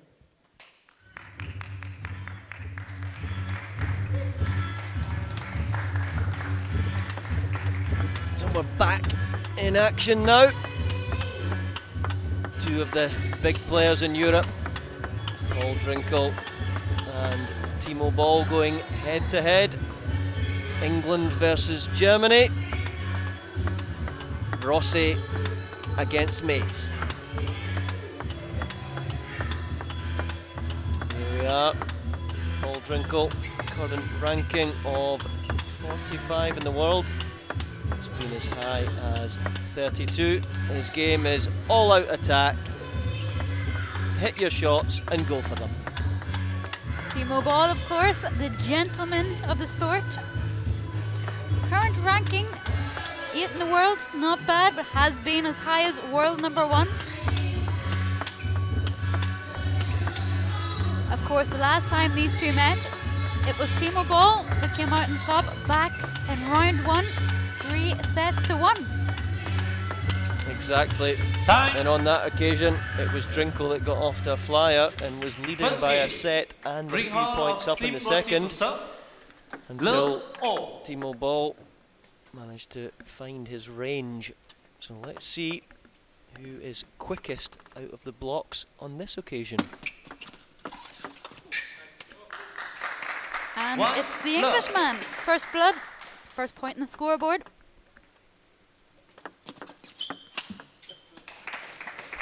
One all.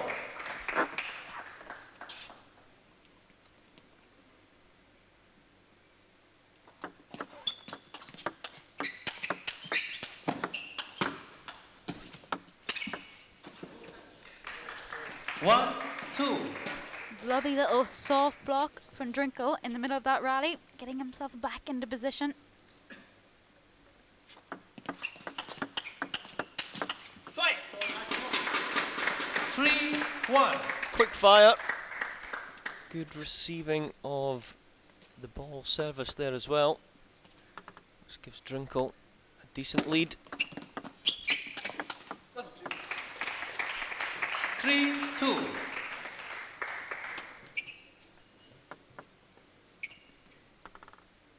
How low he is to receive the serve.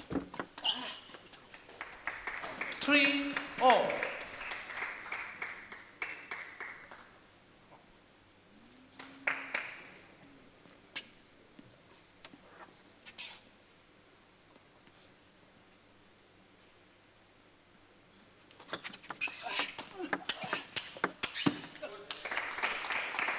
Quick apology, but it was a short, sweet little action from Timo Boll.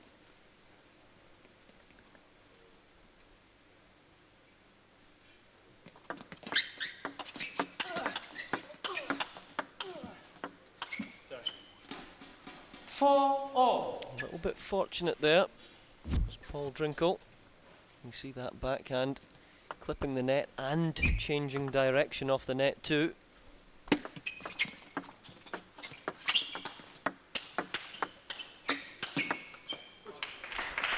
Clever play from Timo there, pinning Drinkle into one corner.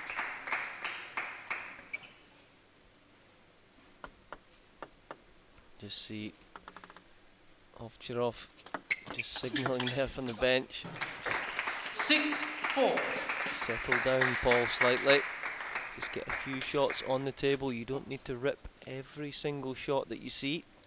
It's difficult to do that against Timo anyway, with the quality that he adds on the ball. 6-5.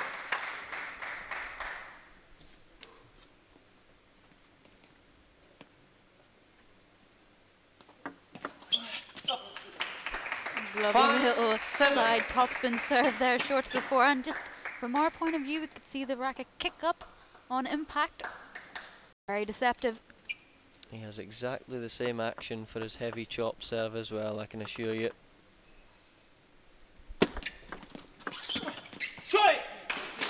6-7. Close opening game, not much telling these two apart.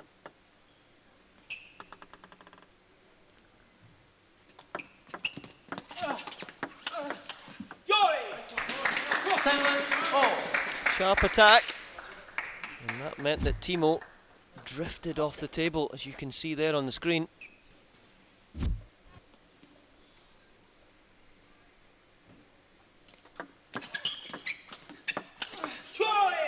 Nice. 7-8. You got a chance to put the shot away, crunching it down a line. It's the shortest and quickest option, giving your opponent less of a chance to react. And that's your other option, you go straight at them.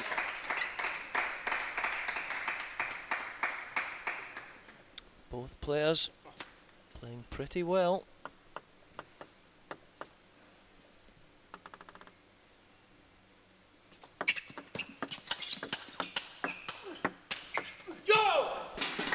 This time it's Drinkle pushing Timo into the one corner, playing the ball wider with every topspin. He faded across that last one.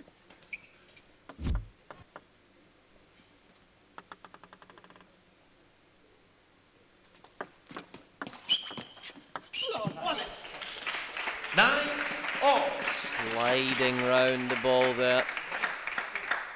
A touch short, followed by a little tidy banana receive. Please play. Get on with it, Timo, says our umpire. 10-9. Almost impossible to keep him out there. Very short topspin kick serve. He was always going to be in with the first attack that time. 10-0. Drinkle, wise to the long serve, though was straight round, energetic, creating space, penetrating the Timo Boll forehand. And it's Drinkle's turn, like Bernadette Zox, loves the 10-all sudden death games. And it's Timo that makes that screamer of a reloop when it really matters.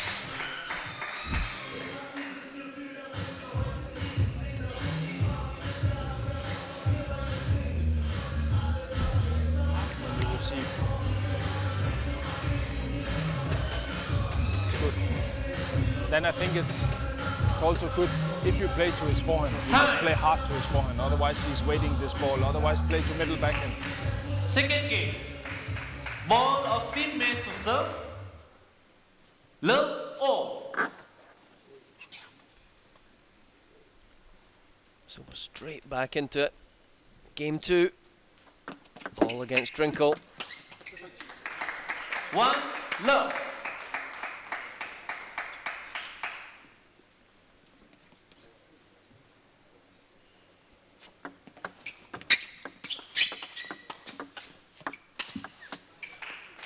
Love 2.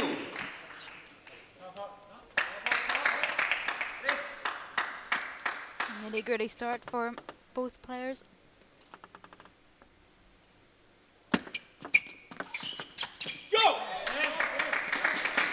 Lovely flick there from the English lad. And that technique, you can go either corner with that.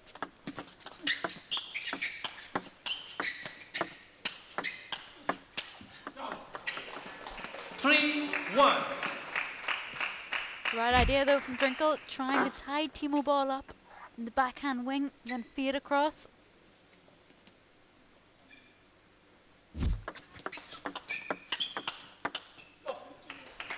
Caught that ball at the top of the bounce instead of taking it early. Very early timeout. Drinkle obviously thinking that he's feeling a little bit cloudy. Okay, like this, this ball has to go to middle forehand. See again. Oh, you have to to run. Just to slow things down a little bit. You can play to his Doesn't need backhand to middle. be Yeah, so but much of that from crash, forehand side, bang, wall up. down the line there. Yeah, but take your chances. You play this half long, and then it was just blocking off. On this ball, you can go. With service or yeah, service more with Well, upspin. as powerful as off-drop is against Timo ball, he does slow the game down. His first ball purchase a little bit heavier spin when he plays against Timo, so if off-drop needs to slow the game down, then so does Drinkle. Nobody will know Timo Ball much better than Dmitry Ovcharov. So any advice that he can pass on to his player will be absolutely priceless. 1-5. And as an added benefit, you do have the German national coach sitting on your bench as well. To be fair to Timo, he's taking that rather well. You know, that's not tough.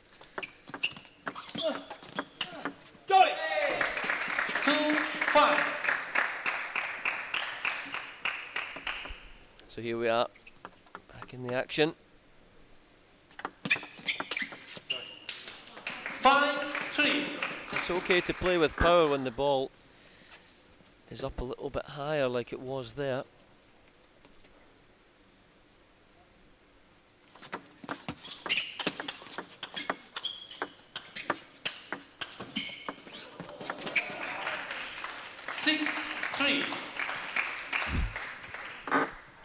Gotta think though, if the net wasn't there, would he have been able to scoop that ball up? Unsure. Go! 4-6. A clear tactic developing here though. Playing into the rally, then trying to penetrate wide to Timo ball in the forehand.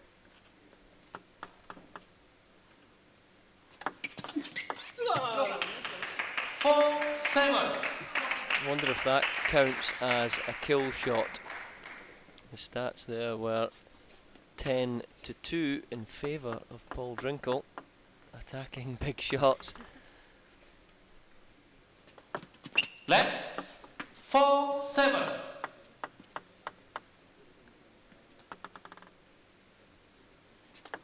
Left 4-7. That would have been a really good service there.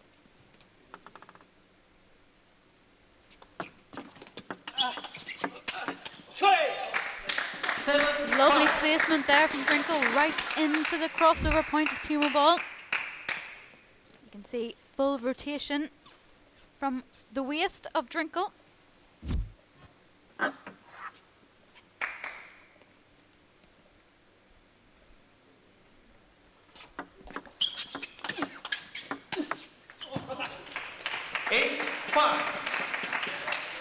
Timo ready in serve again, asking for the ball directly.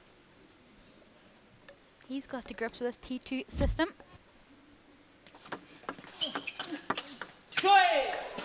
Muffly in early there. That'll add to his kill shot. As those are accumulating quickly. So here we go. Important now for Paul Drinkle to try and win. Another 2 on his serve to make this interesting. But that pop way up in the air. And another easy put away for the German Timo Boll.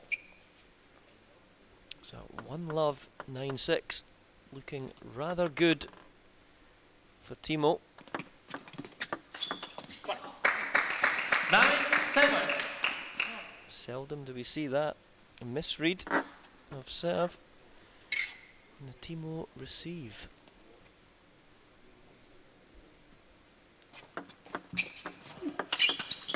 Oh. 10-7. It's difficult though. Timo, wise to the Drinkle backhand cross court, was there ready for the forehand block.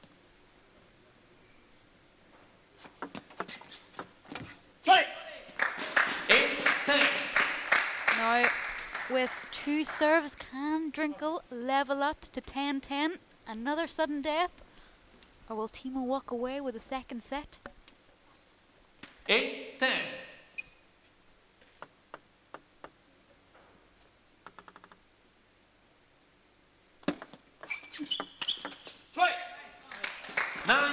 There's 1 point saved.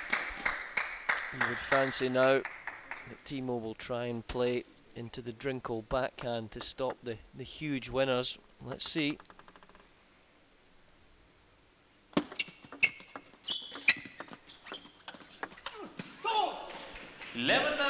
Second game. Well, you read it there, Gavin. Match break, 1 minute. You've just got to give it hats off to Drinkle if he makes a huge shot from that corner. He didn't want to make it easy for Paul Drinkle there. Sometimes you can playing even into play his hard forehand on and purpose. giving or inviting him to play a big shot. Confirmation, 2 very tight opening sets.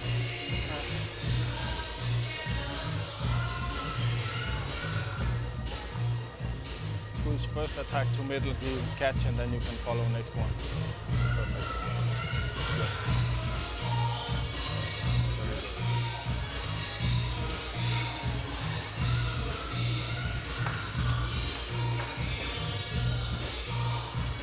Maybe the reverse serve deep to forehand, sometimes he can be a little bit late. Come on. Players change side. Third game. Ring hall of Team Rossi to serve.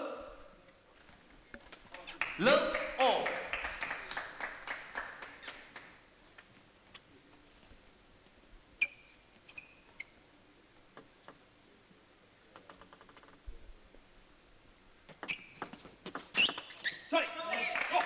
One, love.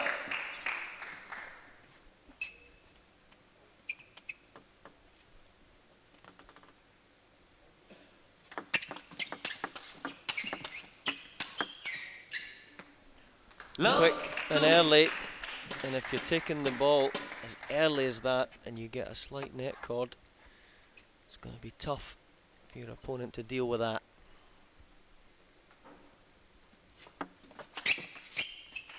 One, two. Timo just inviting Drinkle to have a swing there, serving half long into the forehand. Clever. See him again, half long into the forehand. He wants that ball. He wants to make a reloop.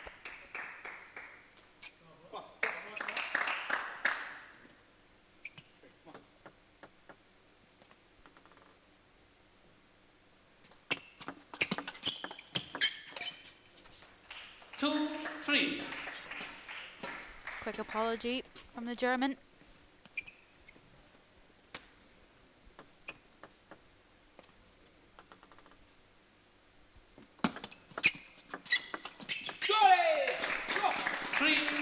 good play, because when the table tennis ball sits up, a lot of the time so far, Drinkle's been penetrating that shot on the diagonal. So it was just time to vary the play slightly. So at 2 sets to love down, still thinking clear.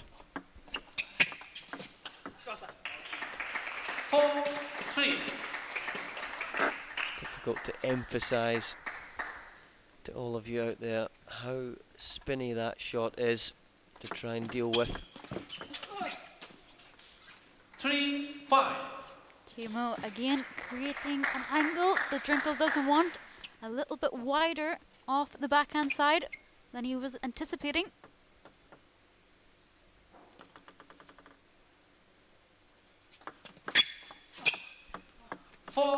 That was going to be a horrible little spin. Wouldn't fancy making a reloop off of that one.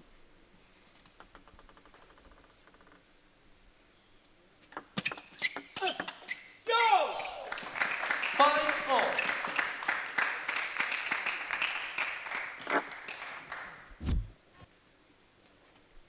The lovely forehand attack again from Drinkle.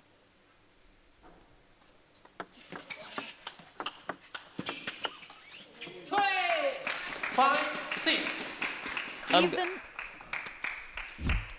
going to count that as a kill shot, because that was launched right into the open space.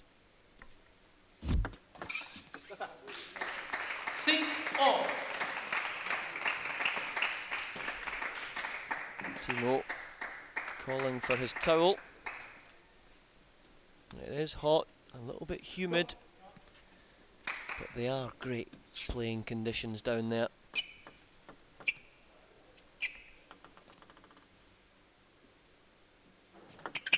Oh, 7-6. Everything about that service action tells you it's going to be a short serve, and it arrives to you right on the back line. Explain that one. 7-all. Tried it again, no. Timo flipping the edge.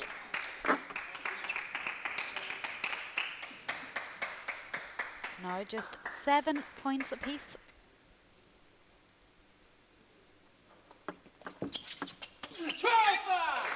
Seven, 8. An unforced error.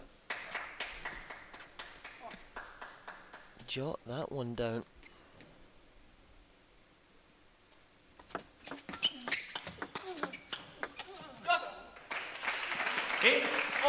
Off trough again, quickly to say, keep calm, it's okay, right idea.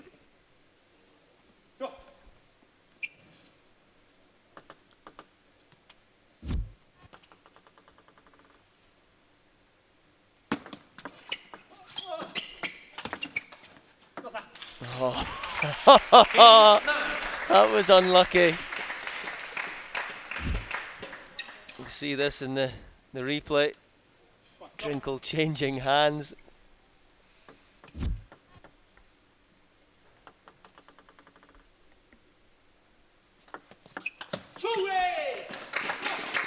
Heavier than it looked. Timo went for the pace instead of the spin. It's not like him. Nicely poised in set 3. Stop clock. Ball. First warning. Time delay. And Timo Ball 9 gets a all. warning. Off drop and your gross cup are in giggles.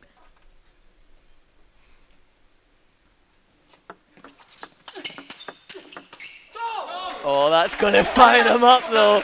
It's like when you see Samsonov get a yellow card or something. It's going to fire these guys up. So here we go. 10-9. One more serve in the sequence. 10-all. And here we are again. 10 apiece. Set number 3. Sudden death. Drinkle has a serve. We were here before. Drinkle to lead us in then. Another huge point.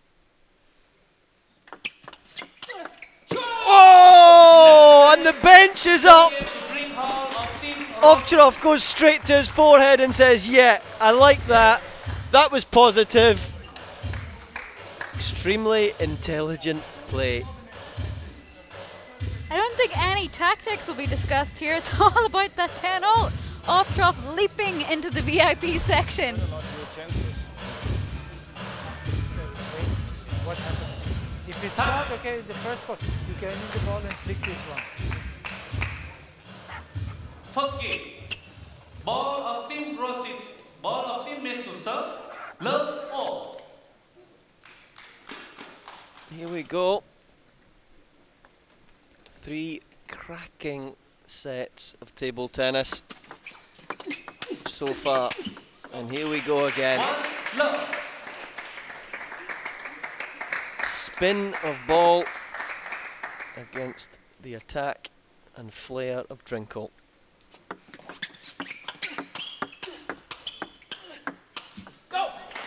Timo just makes those inside-out forehands look so effortless.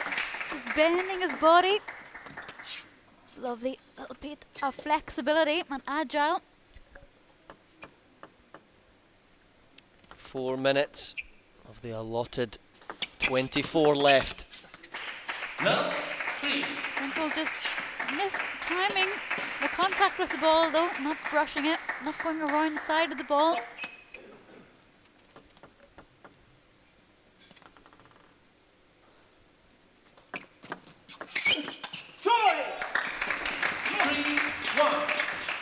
Almost a great receive from Timo. Just got away from him slightly though.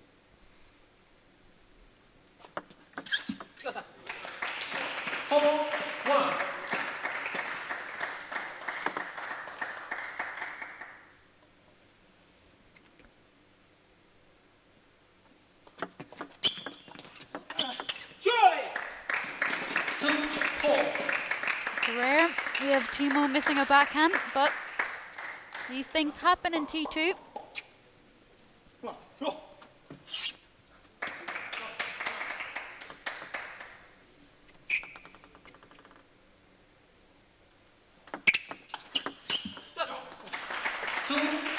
Dragging across that one, you've got to hit that one pure.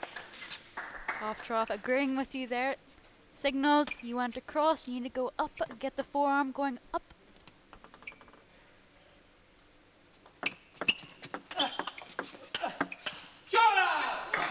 Better.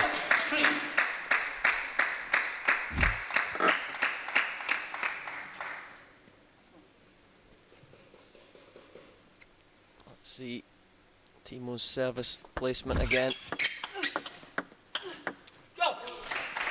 There's that inside out forehand again. Effortless and breezy from the German. When that forehand makes contact with the opponent's side of the table, sometimes it kicks high, sometimes it stays very, very low.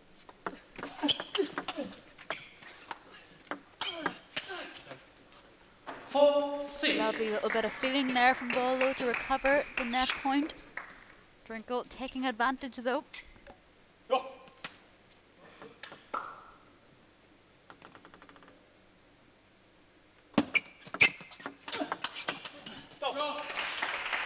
Quick hands of Timo Ball though.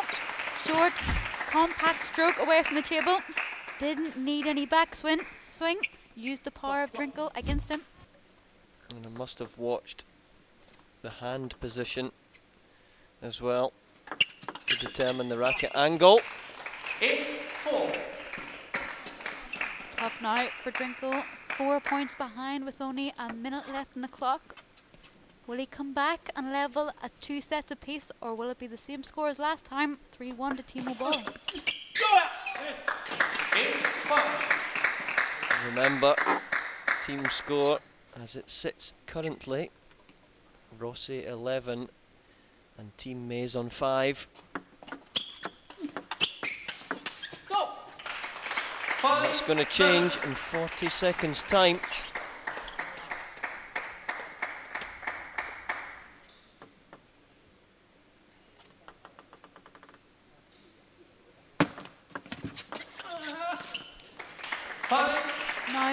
be interesting.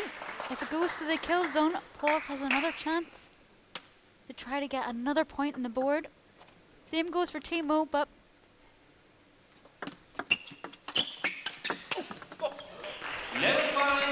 clenched fist from the German.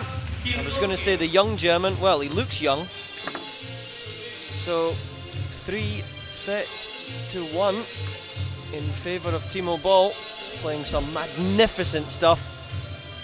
And we're now going to stride into a kill zone.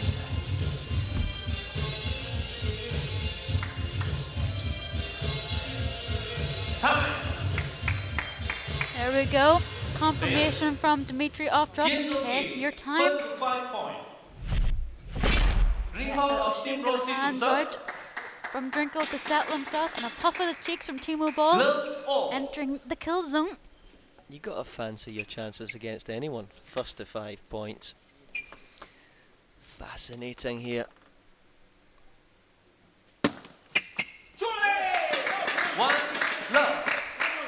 And the Rossi bench are on their feet.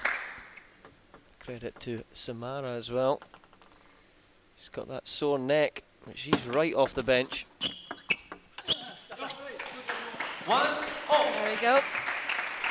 Off-drop signalling, follow through with that ball. Contact it pure, accelerate through the ball.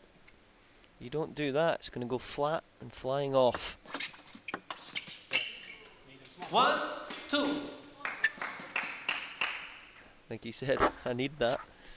I'm pretty sure he did.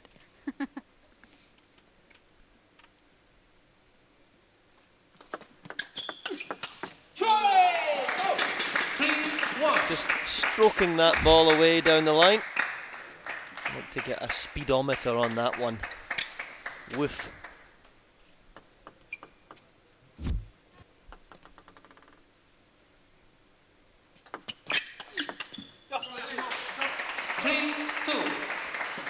Timo starting to work out that serve now, looking to turn, load the ball up to the slightly weaker wing of Drinkel.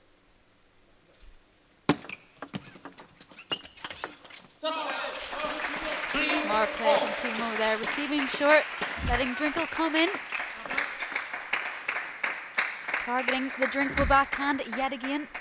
And these top guys, they just don't miss what seems like an easy shot. They don't rush it. They make sure they add good quantities of spin. So here we are, as ever, nicely poised.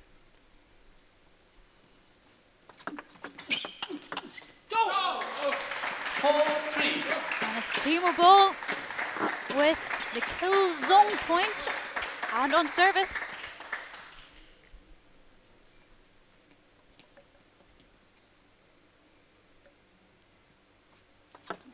Left. 4-3. Umpires even sharper at the business end as well.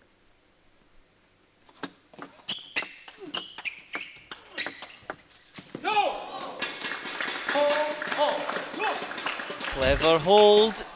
Could have ripped that. Lovely placement. Kicking off the side. Rostov and Dmitry Ovtrov are in bits, and Mias calls a clever timeout now. Let's see who can hold their nerve. At this stage, the dialogue between player and coach, it's always about a set play. Do I want to come in with a fast long serve, run round, play a forehand?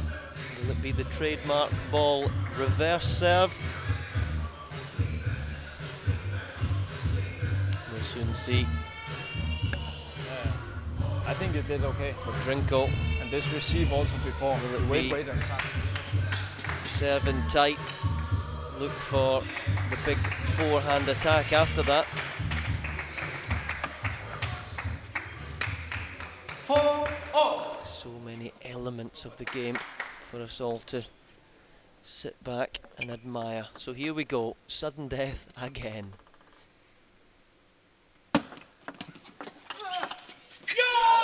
And there it is! Game to 3 ball of Team Rossi and match Timo Ball, to ball of Team he Mays. wins this match, deserving of it, but as ever, England's Paul Drinkle fighting to the very end to notch up another point for his team. Credit to Paul though, at 10-all and at 4-all, played the right game, slowed it down, listened to his teammate. It's an impressive performance, especially since the momentum was going the Germans' way at 3-1. Another thoroughly enjoyable match for us in the commentary box, and obviously for all of you wherever you are. Plenty of great highlights for us to feast our eyes on.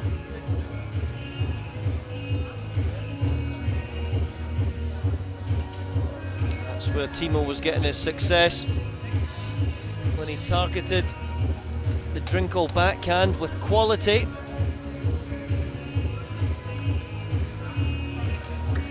So there we are, 47 to 40 total points for Timo Ball and Team Mays. Another thoroughly deserved win for Germany's Timo Ball.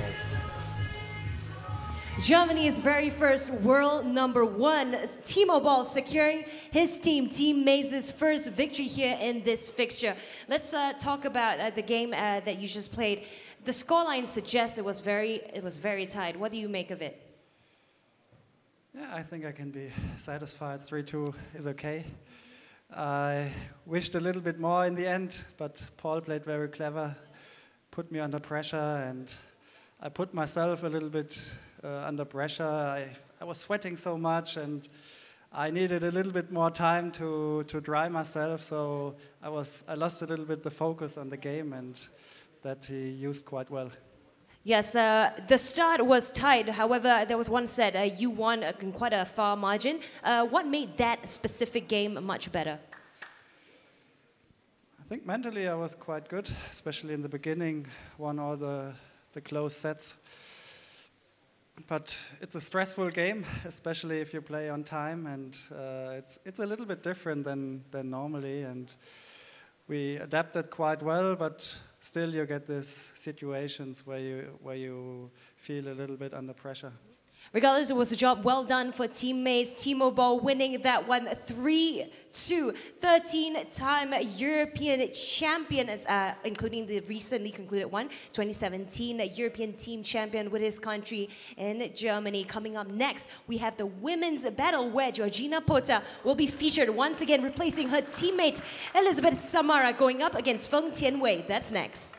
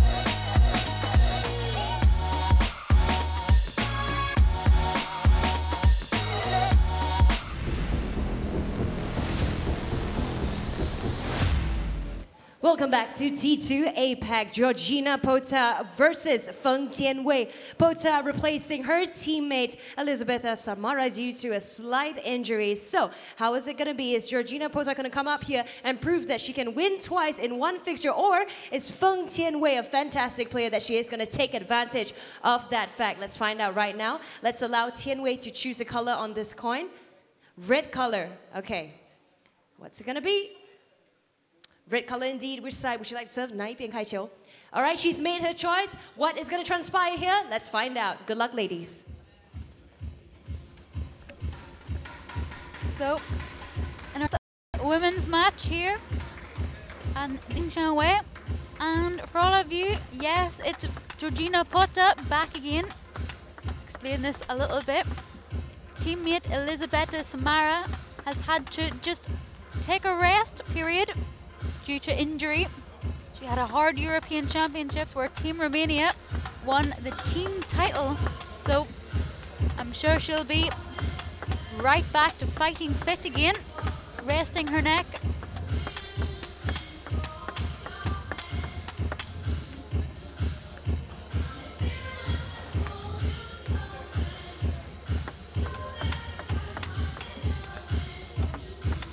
And here we have Feng Tianwei, very high ranking of 4 in the world, and was as high as 2 after she defeated the Chinese women to win Singapore the World Championship in 2010.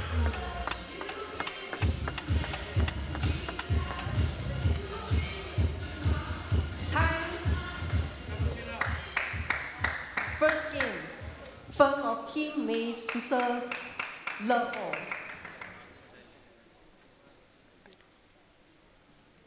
It's going to need a workmanlike performance from Feng Tianwei here. 1 love.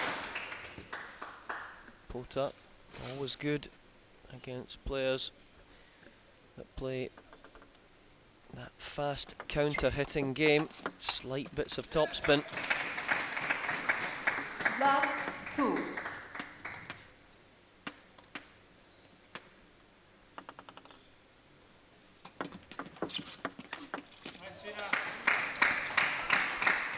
Last time these two met, there was very little to tell them apart. Both going out 2 sets apiece, sharing the $1,000 bonus. 3-1.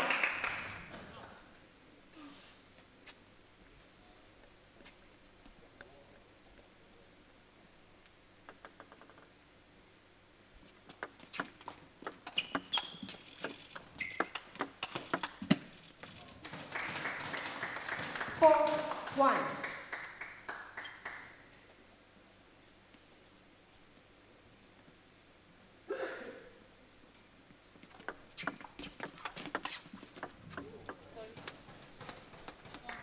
Two, 4. Take that. Another 9 of those.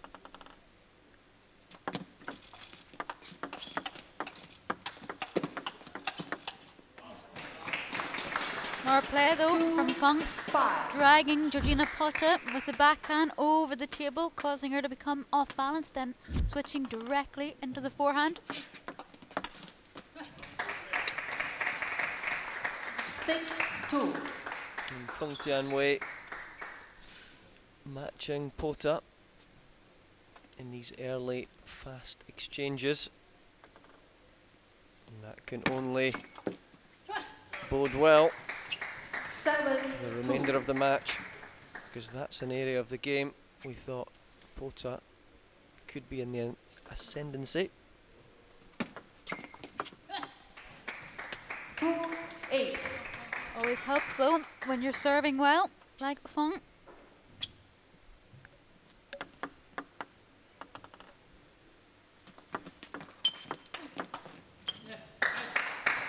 It's better from Pota, getting out of the backhand to backhand rally, switching directly.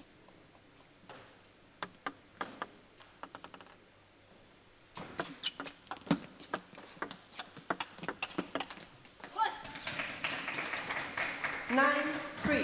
Did well to feel that net cord back, but was unable to deal with the second ball after that.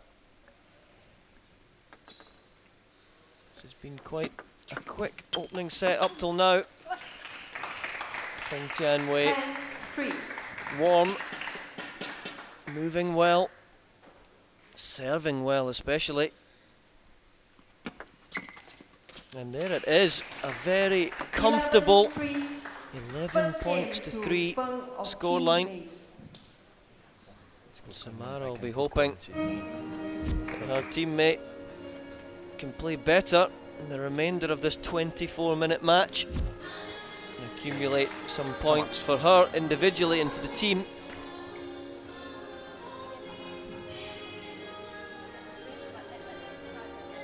So Rossi 12 and Mays 7.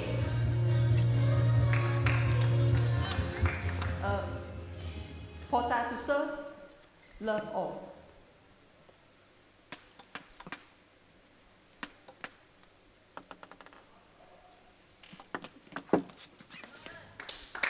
It's good serving there to get us underway in set number 2.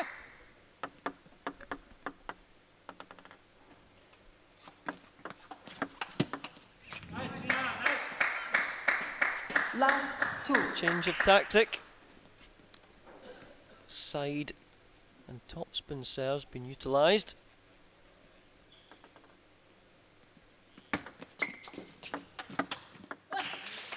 Alongside me, Michael Mays from Team Mays. Looking at how the first game went, you know, Feng Tianwei is really taking advantage of the fact that Georgina Potter has already played one match. So what do you think is going to transpire here, given that Georgina is probably tired? No, I don't think she's tired. I mean, the players, they're used to play many matches. I just think she played very well in the first set, and yesterday as well, she played fantastic. I mean, she's in a good shape, and hopefully she can continue. Yes, so the aim right now is to win as many games as possible. How is that going to happen, judging by their style and performance right now? Well, right now in this match it looks pretty okay. It's still a long way to go, but she had a good start and it's very important, and she's very confident, is playing well. So right now this match is looking good, but we are still down 12-7. Yes, thank you, Michael. So Timo Ball brought it back for them, and Feng Tianwei is hoping to close the gap. Back to you guys at commentary. Thank you. 4-2. Well, we're at an interesting position in this second set. Georgina Potter looking to stamp her authority on set 2, but it's Feng Tianwei again who's got off to the better start.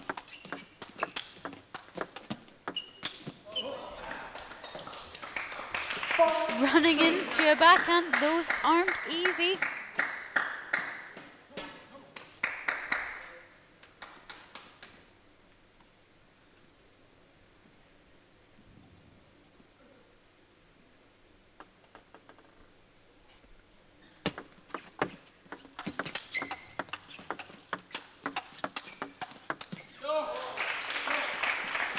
Good play from both players though, both active, looking for the ball. Just Feng Tianwei mixing up the variations of placement.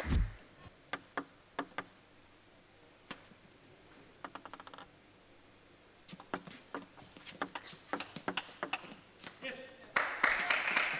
4-5. Working a little bit harder.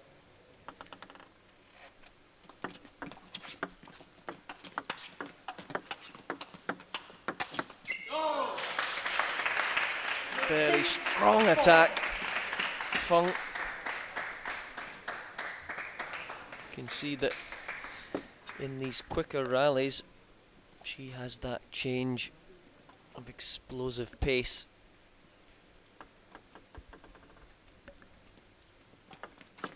Left.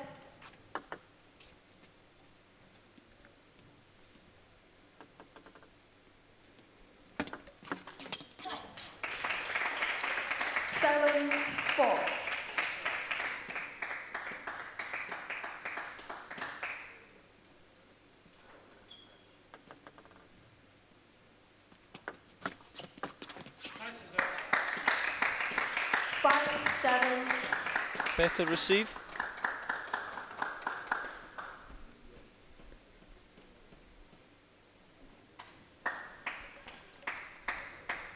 Let's see now if Pota can build on that on service. It's a lovely flat cutaway from the Pota racket. Ball dipping under the Fung racket. Didn't get the height that she expected. It's always good when you see Fung Tian-wei looking for a forehand directly and staying on the forehand. A lot of the women on the World Tour play the first forehand open up, then turn backhand to backhand again. It's nice to see continuing the forehand display.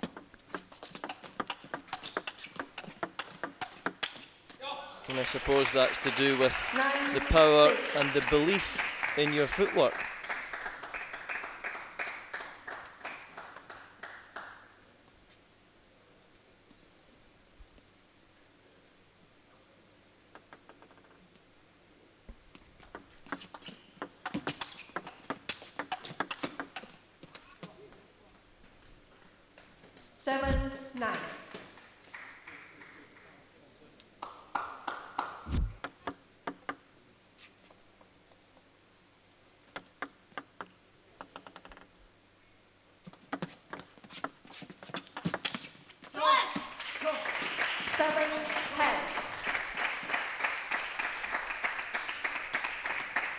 The good play from Fung has given her 3 game points. 10-8. But an area, Pota's game, that strength in backhand to backhand really telling there. Now a little bit of pressure on Fung Tian-wei to finish it in one of her next 2 service deliveries. And there it is, at the first time of asking.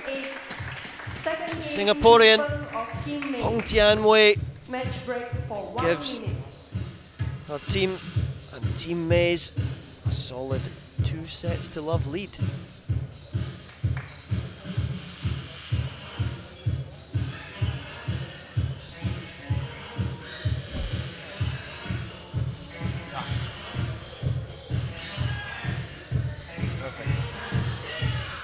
Service, good receive after you can play good. Come on. Softer, because now in the rally she's quite comfortable. Right? Come on, Chi. Come on, get 1 set. Come on. Good start now, Chi. Good start. Come on. Time. Players change side. Third game. Fung to serve. Love all.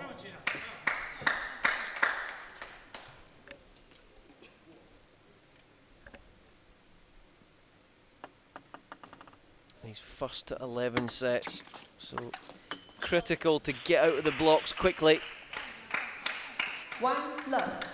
Impose your game before the opponent is all over you.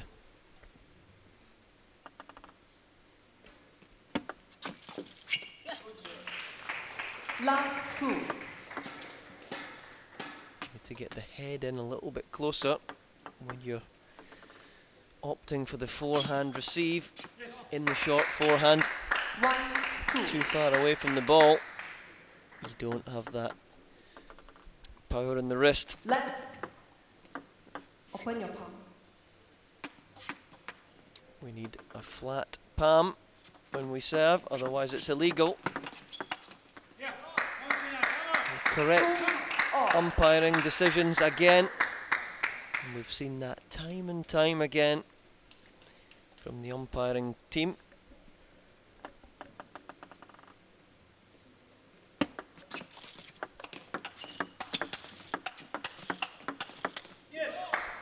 Lovely display of backhand over to over. Pota adding a little bit more flick of the wrist, getting a little bit more purchase in the ball. Wouldn't play against Pota for money, backhand to backhand, no chance. 3 all.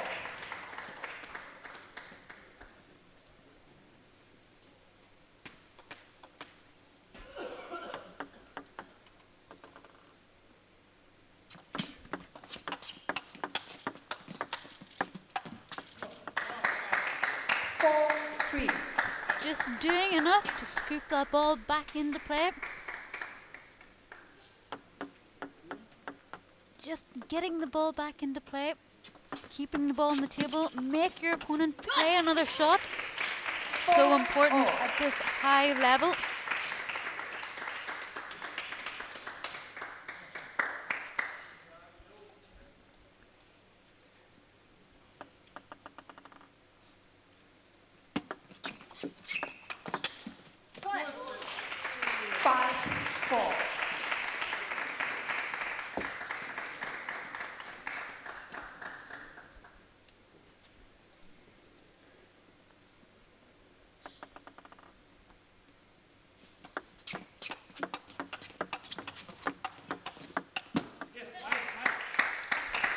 More work on the ball from the Hungarian. Just going to need to use more of that in the remainder of this game. It's flying by, less than 11 minutes left.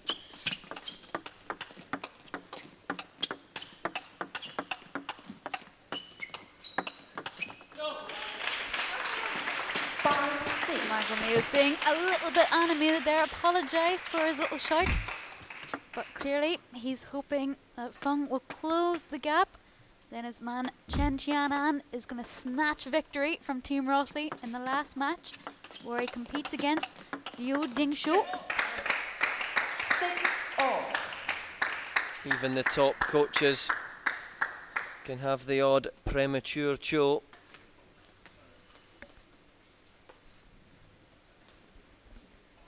Players, back to the table.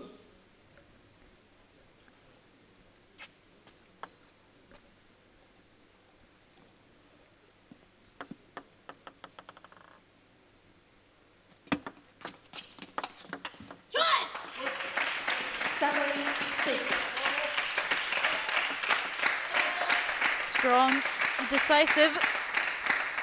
That's exactly why Michael May has selected Feng Changwei on his team.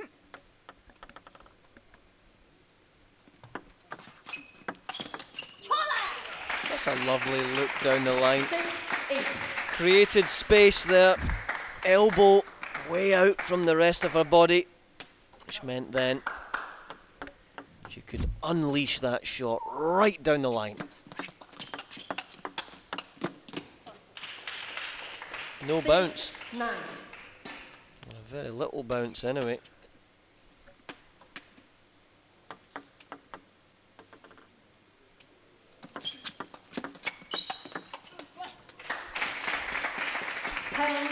That point has earned her another 4 game points if she needs them.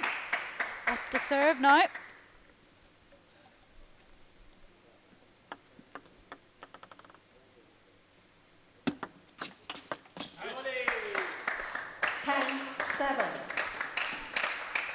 It's a lovely crisp forehand from the Poto racket, playing into the open space that Feng Changwei had left open.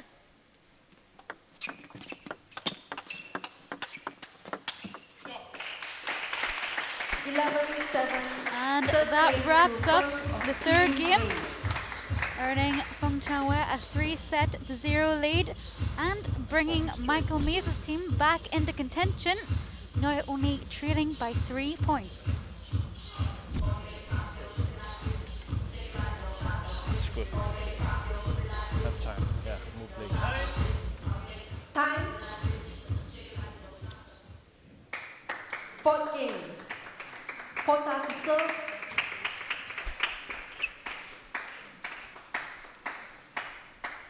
Love all.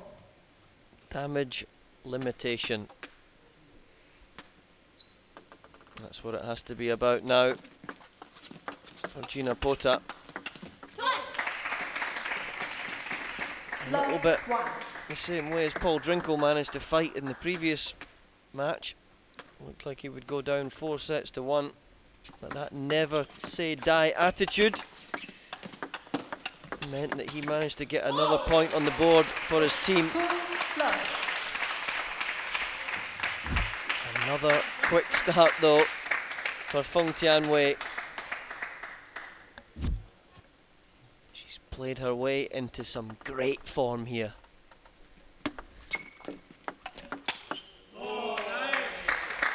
Can you explain that shot?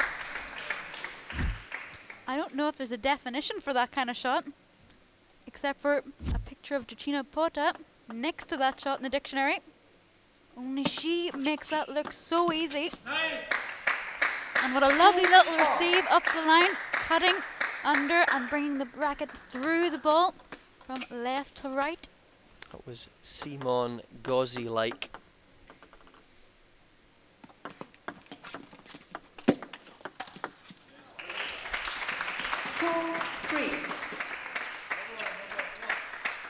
Not enough though to keep Feng Chanwei at bay. Gets in again with another decisive forehand. 4-2.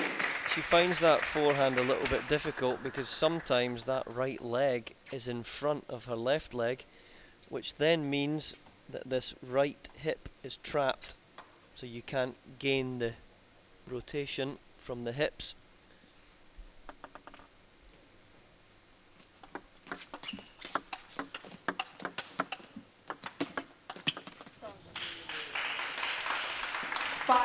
Not much you can do with that though.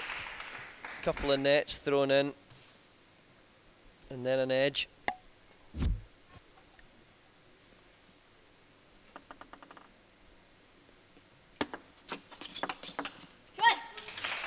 This is interesting though, with just over 5 minutes left.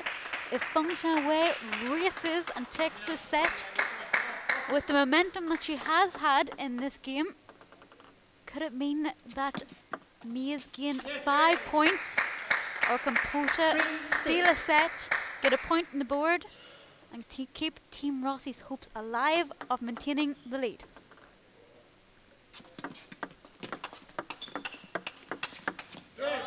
That's where Pota is strong. If it's right on her backhand and she's able to rip through that ball, forearm and wrist.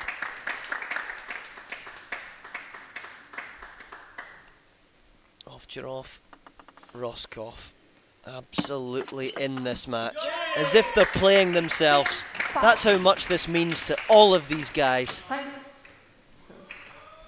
out for 1 minute.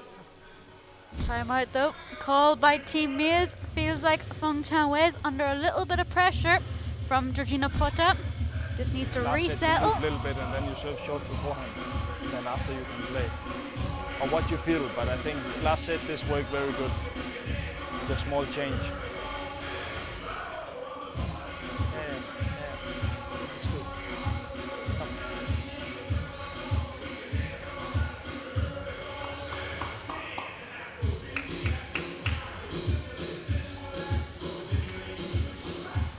Well, that's why Michael Mays has won medals at the very top of the table tennis. Big tactic there, saying serve short to the Georgina Pota forehand. That's a good tactic, as long as it's a decent service.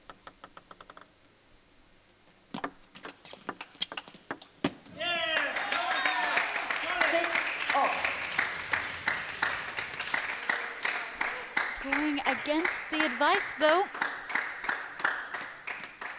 Let's see if that was detrimental or not.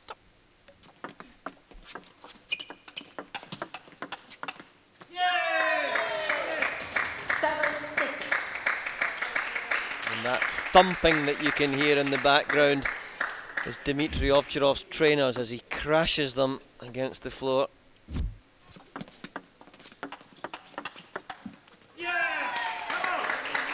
Let's give credit to the two girls as well on the bench.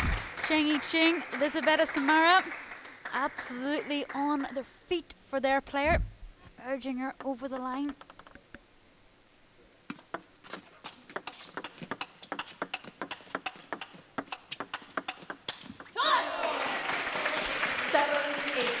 We said this before though, time and time again in all rounds, Team Rossi, they play together, they win together, but they can lose together. Their team spirit is like second to none in the T2 cavern.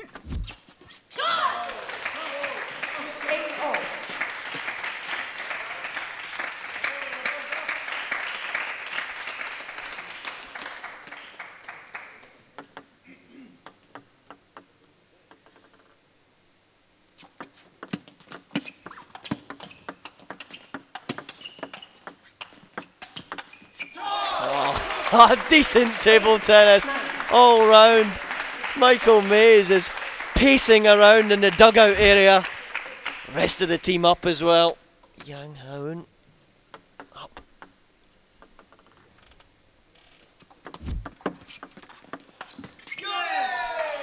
Dreaded net off. Don't you just hate that? Well, this match is no longer just about Pota versus Feng Chanwei.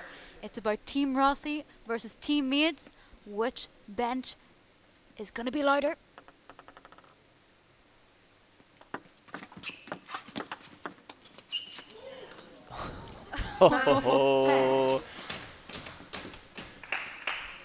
So 10-9.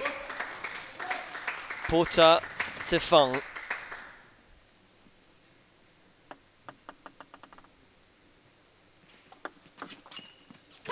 And there it was. That was the Michael Mays tactic. And he puffs his chest out. He's delighted.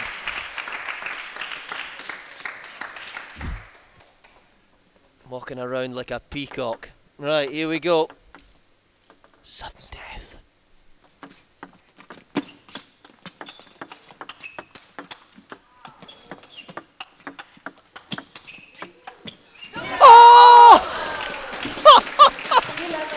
Michael Mays absolutely boots the VIP step. He is not happy, dropping 1 point. How many times we see that? The ball goes up high and the player takes it far too late and it goes net off. Even at 4 in the world, that can happen. Over the backhand side, it was okay. Once about your forehand and Very important. Forget about this. This set, every single time. And if she step around, she will play your backhand. Yeah. It was good waiting there. This is good. If she step around, always with backhand. First point was. Come on. Nice play, nice Come on. You can catch her in forehand. It's no problem. Yeah? She steps around. Take a chance in the forehand. She will play here all the time now. Kim Jong-in, first to 5 points. Dmitry Ovtrov, well, if he does retire, there is a position for him as an expert coach. World-class advice from him. Forget about the score, forget about everything else. Get to 5 points first, get this set, and get the point for us. Here we are then. My favourite part of the day, the kill zone. I wouldn't be here otherwise. If no match went into the kill zone, I'd be going home.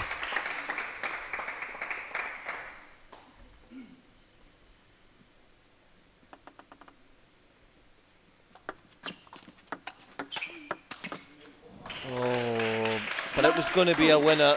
It doesn't feel as cruel when the ball hits the edge, when you knew it was going to be blazed past you anyway. 2 important serves now for the Hungarian.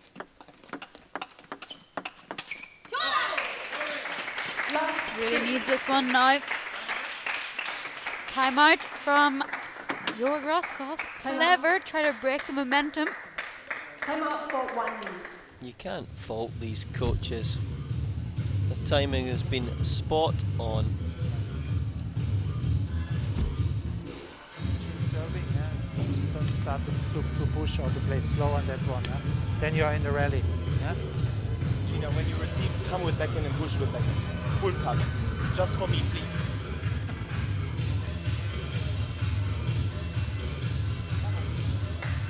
Ovcharov's like a hawk out there, offering his advice. He's pumping up the crowd as well.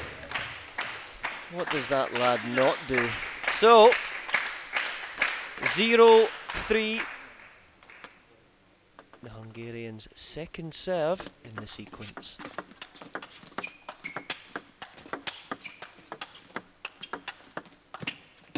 Oh, it was the little rolly block. The league players would appreciate that one. Now this will be interesting. Will Feng Tianwei go with the advice that Nias has given her, short to the forehand? Play.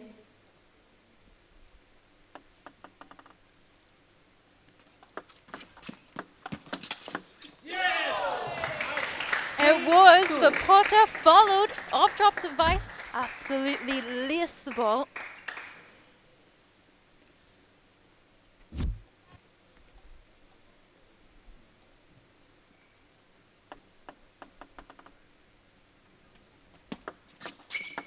Leg.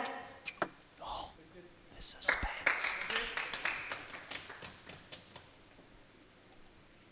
Silence in the cavern.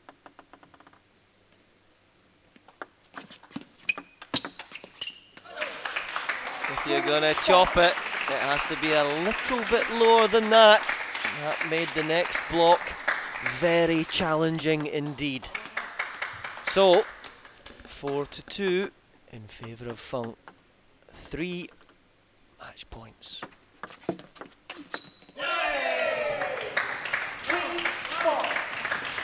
1 saved.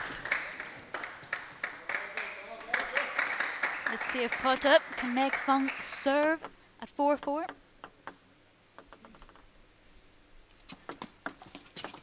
Leg. Oh. There's a hand up. Incredible. Well, the umpire certainly has 20/20 vision, that's for sure.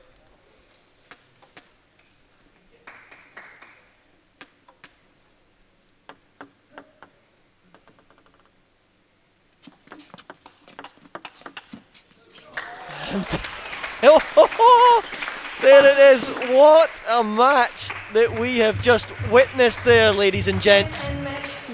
Table tennis at the highest of levels. Thoroughly enjoyed it in the commentary box, and I'm sure it was the same for you guys and girls back home. Come on, come on. Played before? Never.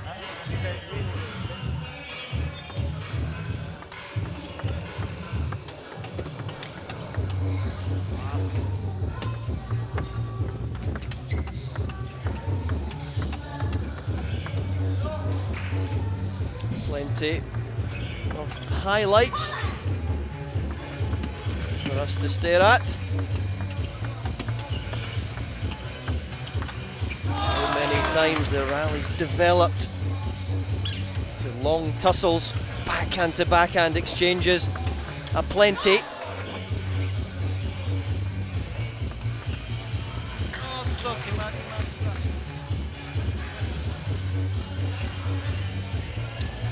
(48-32), that's a big start, points won. And it's Team Mays that gets back into this. His side, Feng Tianwei making Georgina Pota her second victim here in round 4. I guess Georgina Pota couldn't manage 2 wins in 1 fixture. Let's get Tianwei's side of things on the match that just happened. 我们来讲一下，你觉得你自己今天的表现，还有你的对手给你的挑战，有什么想法？我对自己今天的表现非常满意，然后，除了第4局吧，稍微有一点着急以外，其他的都还不错。那么Georgina Pota 给你的挑战呢？你觉得她的表现如何？因为刚才她已经出场了，所以你觉得有什么要讲的吗？她可能第1场打了，这是第2场的比赛，在体力上可能稍微有一点影响，因为我上次跟她打是2-2，是战成平局。所以这一次自己的准备比较充分，然后 Pota 的表现也比较好。Tianwei is very, very happy with her performance against Georgina because the last time they met here in T2 APAC, it was a draw. Very fantastic stuff from Feng Tianwei, Singaporean 5-time Commonwealth, also Singapore's 2nd Olympic medalist. Let's go to break. When we come back, the last match of this fixture.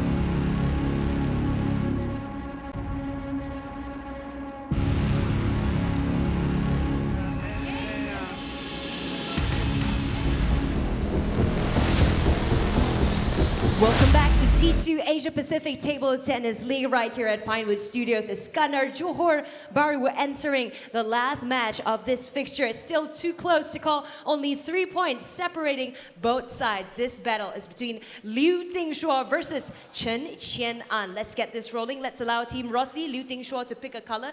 Red or black? Hey, 还是红? Red? Red, 红色. Let's go. Is it gonna be red? Red indeed. 你开球哪一边? All right, he's taken his pick. Let's get this rolling. T2 Asia Pacific Table Tennis League.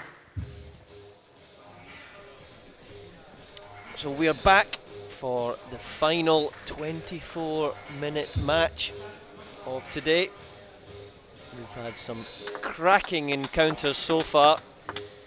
Pota's been in the thick of it, playing 2 matches in this one because of Samara's absence. But Liu Tingshuo against chien-an is our final match of today. Liu, somewhat unknown, especially on the World Tour, no ranking as of yet, but as we keep saying, that means absolutely nothing. He's a quality player. Chien-an, of course, currently top 4 in the men's leaderboard, ranked 36 in the world rankings, but has been as high as 17.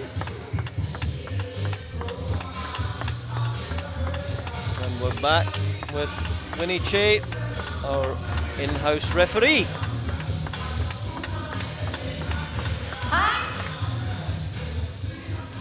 First game, Liu from Team Rossi to serve. Speaking to Paul Drinkle earlier on in the week, and he was complimenting his teammate's heavy chop serve. One of the heaviest out there, he said. Well, let's see what happens. 1 love.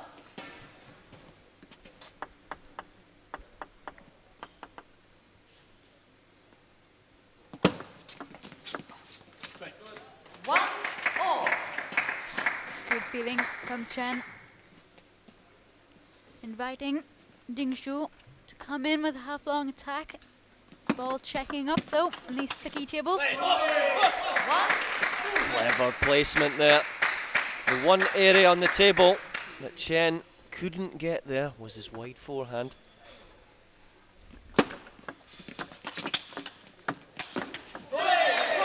Quick hands though from the young Chinese athlete. Playing over the table, reading the placement really well.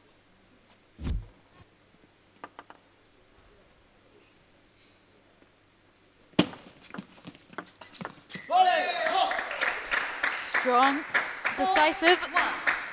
This is what Team Rossi needs to keep their winning momentum going.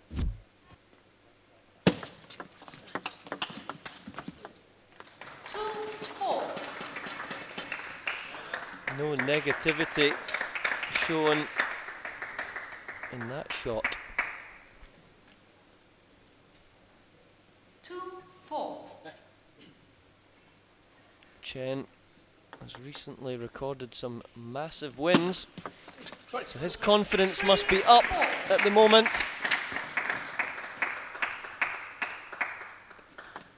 When you beat Fan Zhendong, the world number 2, in recent weeks, your form has got to be right up there with the very best. 5-3.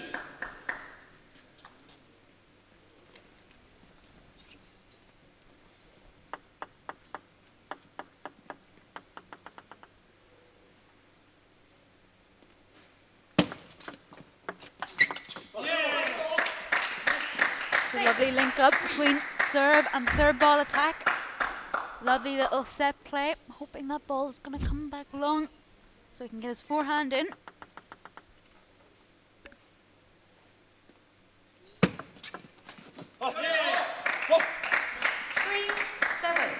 And I don't think Liu is too bothered if his serve drifts half long. There's so much quality on his serve anyway. It can only be spun up slowly.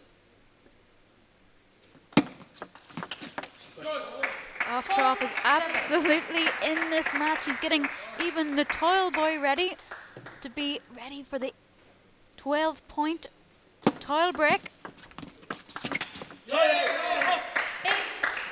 No spinning up slowly there. The ball sits up slightly and he's just going to unwind a huge forehand on it. So it's Liu who's established an 8-4 lead in this first set.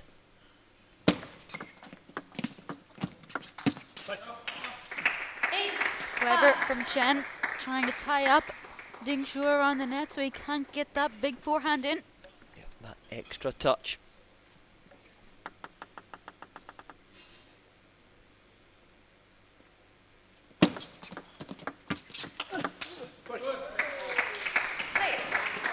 Good miss though. Good flick miss in the previous point as well. He's going to continue to attack, is Liu.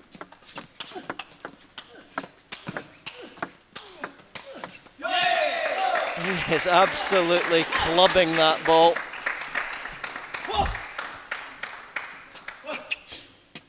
Six, 9.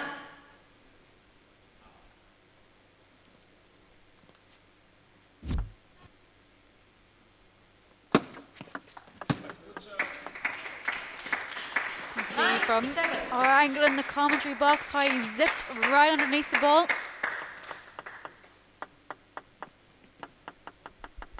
So 9-7.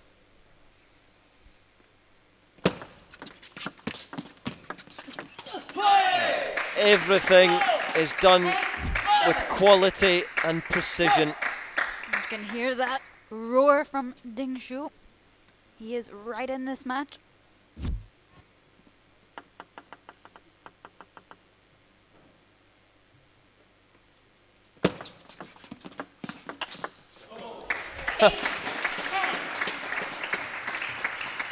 That was sent.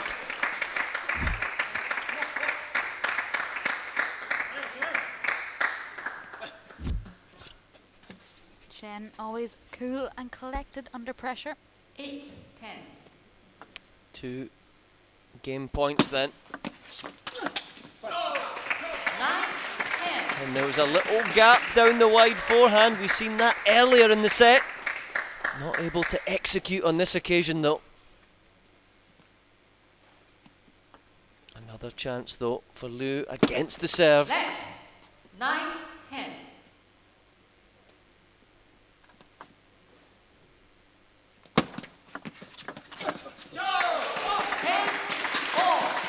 Ball popped up a fraction, and that was all it needed for Chen to dispatch that huge forehand on the diagonal. Sudden death.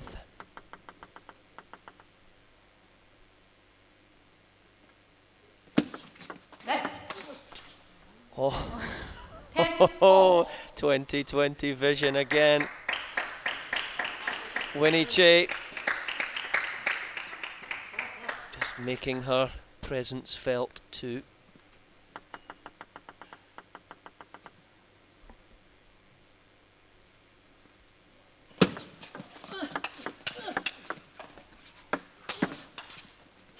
Oh! You were convinced that that was going to come right back in off the Pacific Sea, but it didn't. Get the way that this one, way out of camera shot, it was drifting back in. It was one of those, watching it come down, thinking it's going to clip the edge. I wonder if anyone has ever predicted there was going to be an edge. Players, stop clock. Liu, please come back when I call time. Do not delay. Second game. Don't mess with Winnie Che. Love all.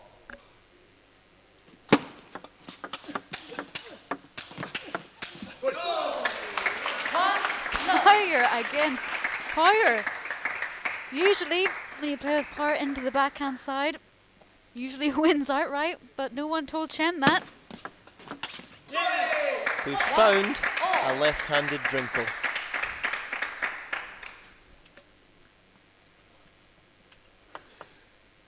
by that, I mean there's no blocking.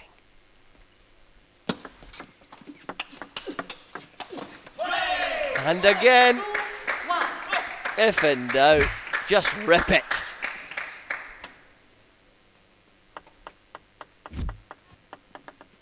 Well, this game is progressing at speed.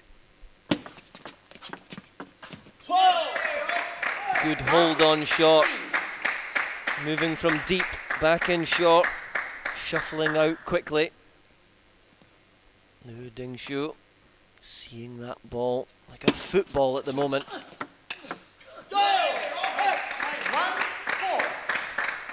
Correct shot selection there. I don't think there is anything that I would change currently about anything in this match. 4-2. Both players playing well. But so many players today have played at such a high level. Smiles on both benches. 4-2.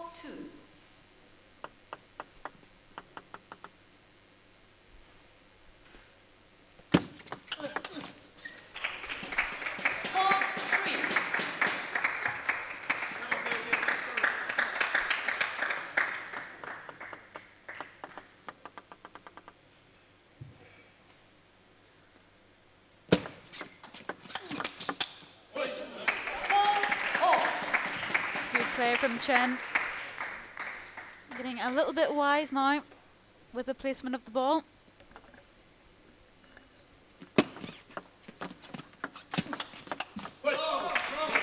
That was good pressure from Chien. Just able to extend his arm out, which meant that that block went a little bit deeper on the table. Let's 5-4.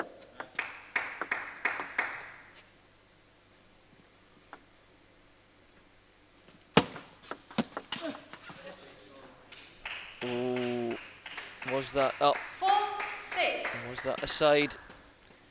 Wonder if we'll get a replay of this.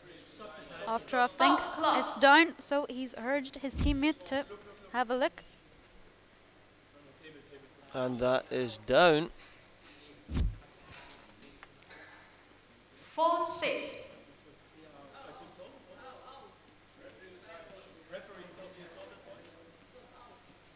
Players, please play on. 4-6. It's a tough call, maybe a bad call there. Players. Different action, different side of view there.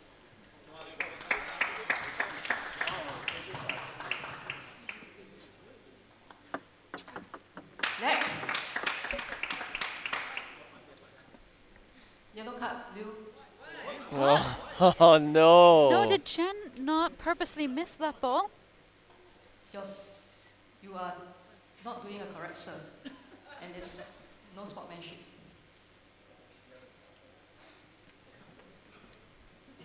Well, I'm not going to say anything because I'll get in trouble. 4-6.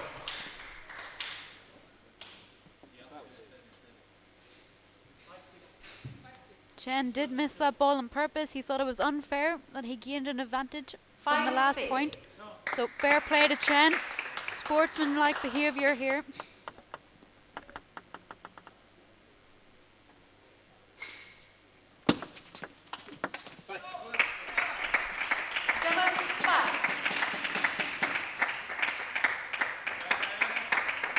Surely that's going to have a bad effect mentally from the young athlete. Let's see if his team bench can lift him back.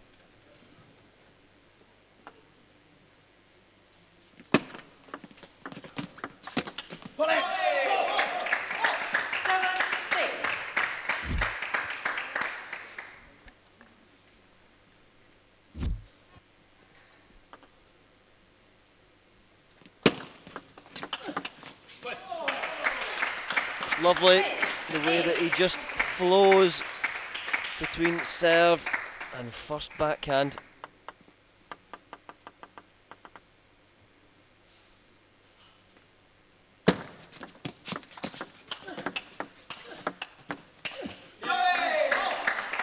It's a good miss, but it was a decent hold from Liu. Look at this one. Again, exerting a little bit of pressure on his opponent.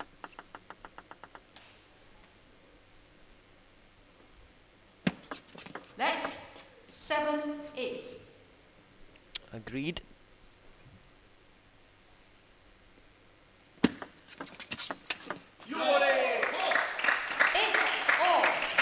Many a player would have to spin that up. Long dig. Yep, I'm just gonna cream a clean winner on the diagonal.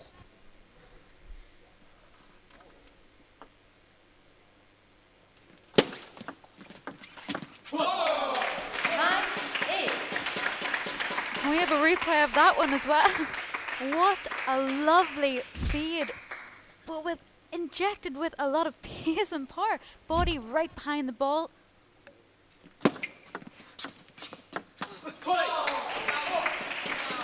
Showing so many different shots that he has in his repertoire, and this has meant that chien-an, Chinese Taipei, is 10 points to 8 up in the second set.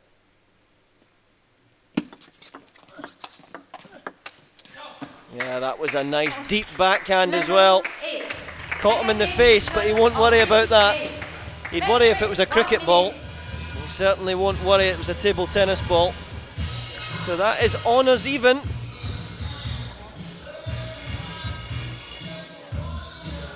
Yeah, if only backhand, then he's very strong. Correct. Middle is good, and sometimes forehand, because forehand he can miss also. This is good. It's good. Continue variation all the time. Come on. Players change sides. Third game. Back Liu now. to serve. Set number 3. Let's see if Love this set's going to have any drama.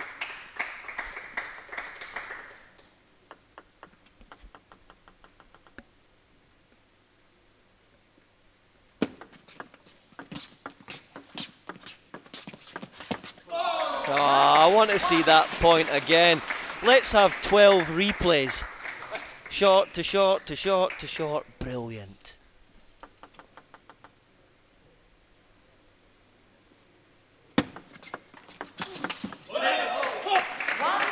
Well, you always say don't play on the racket, but when you're playing at that quality with that much purchase, playing on the racket is okay.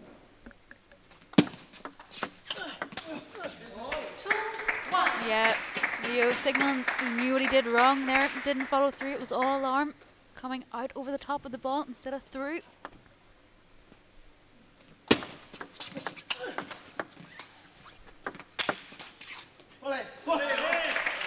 Did well to put that one away. Those shots are never as easy as they look. There's a lovely little hole there as well in the middle of the point, setting up.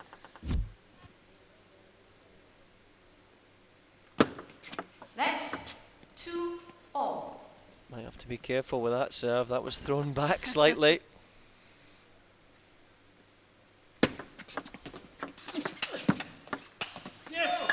Playing hide and seek behind the shoulder.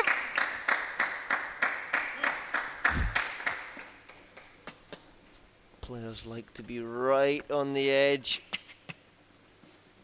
of legality. Well, here we go.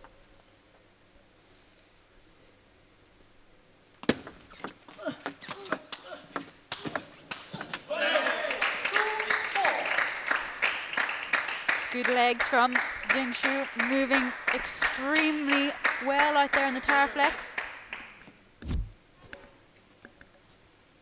2-4. 10:15 here at night, Malaysian time.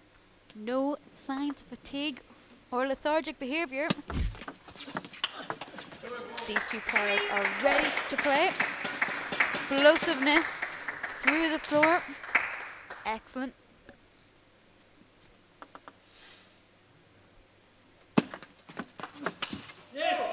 That's another great hunt.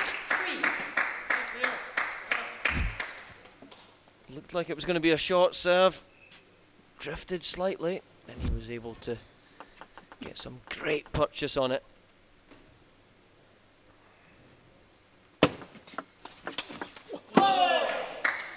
serve was chucked back a little bit as well. If you're going to follow up with such a potent backhand. Interesting. Michael Mees signaling there to Timo Boll. Yep, behind the shoulder. But he said it was good, so 4-6. I'm sure he's chucked a few serves behind himself too over the years. That trademark Mays reverse serve, definitely. 5-6.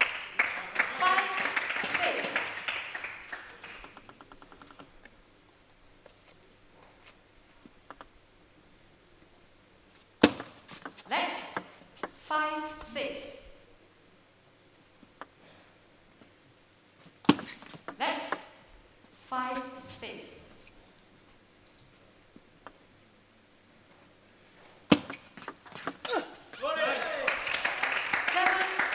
Very brave to flick out knowing that you're going to have to receive a lightning quick forehand next. I'm going to flick out and I'm going to get a rocket ball at me. Oh, thankfully that missed. Just over 7 minutes. The allotted 24. We don't really want this match to end, do we? No, we do not, but I'm sure Jörg Roskopf wants to get over that line, clinch the victory.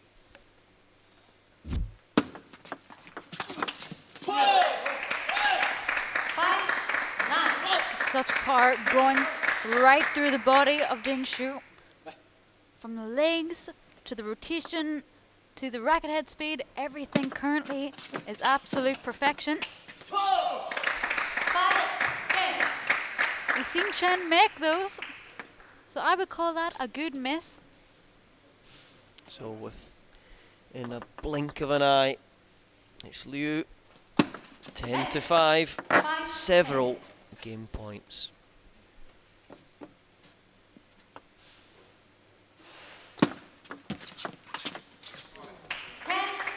Yep, I almost fell over there in the commentary box. I was moving to the left as well. What a time to just pull that out of your arsenal.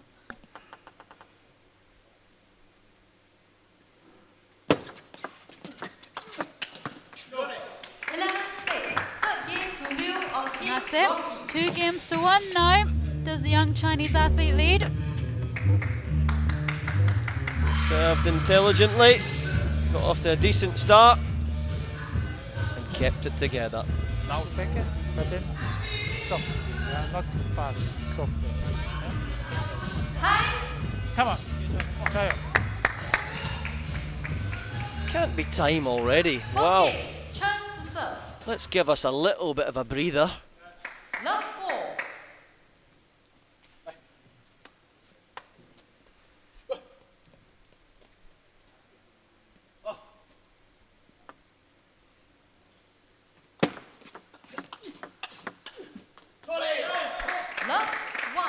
And maybe because there's less of this stop-start stuff, it means that the players are a lot warmer and they stay in the flow of good table tennis. Interesting to get a player's view on what they think about the new rules for the T2 Asia Pacific League.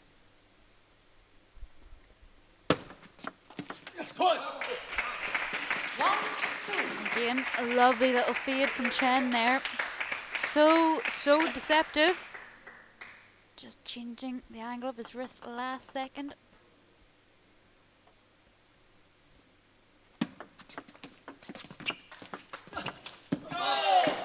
Ding Shu did really well there to get out. He misread again the placement of the ball. But good legs from the young Chinese man.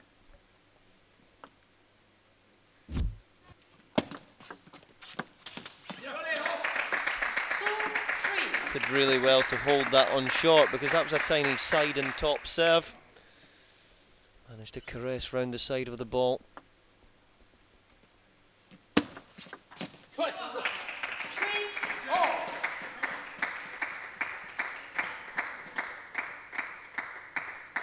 Service deliveries 3-4. extremely high at the moment. Placement of serves so critical.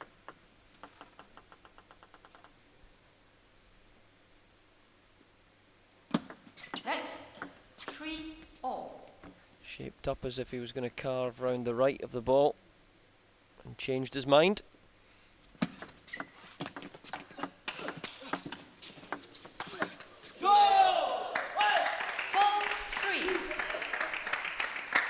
The legs and the speed of Ding Shu at the minute, it's exemplary. 4-3.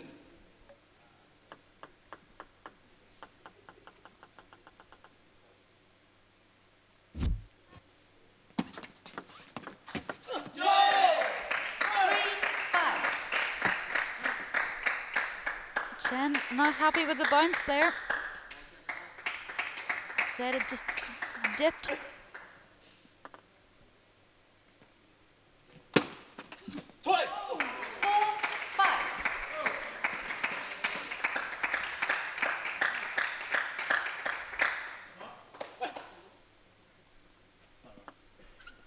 Chien will be wanting a share of this $1,000 pot. 6-4. But that's not going to help him. We're into kill zone territory now, so if Ding Shu can race ahead here, we may find ourselves in the kill zone, but Chien might want to slow things down.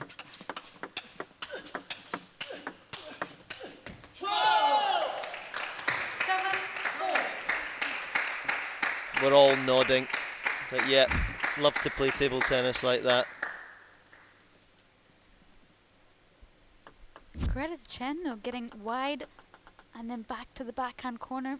It's good footwork. Lovely low service that time. Shunted it in. Quick serve, but short serve. Nice view there of the Team Rossi bench.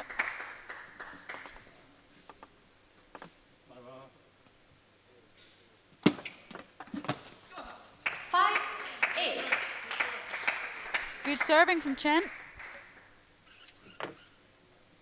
Time out. 1 minute.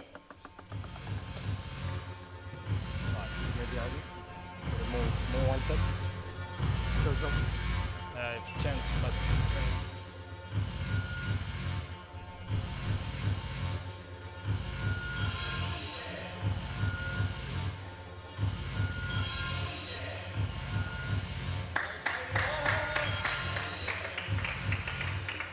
5-8.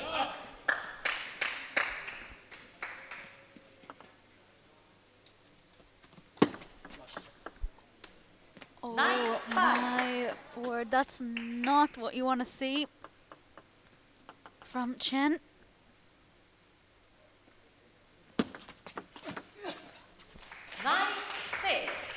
Good recovery though. Cleared his mind. Got to try and prevent Liu from winning 2 successive points now.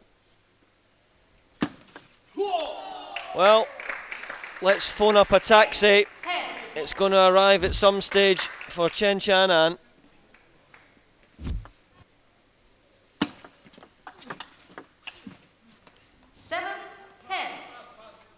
Game out wants a kill zone. 11-7. Fourth game to Liu of Team Rossi. Up next, Q zone game. Oh, that's when we're right on the edge of the rules. Fired in a quick serve miss, so we can try and get another set in. Okay. We'll put that one down to nerves, will we? We'll not say Chien chucked in the serve into the net. Play free, come on. Go down as an unforced error, that's for sure. So, final match of the day. Final kill zone of the day. Final match up to 5 points. I'm sure some of you league players back home would fancy your chances against some of these pros up to 5.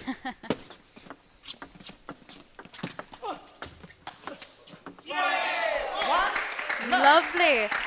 Chien thought, and I think the rest of us in the room thought, he's going to blast that one cross court. Nope, play to the same position twice. Tie him up in the one corner.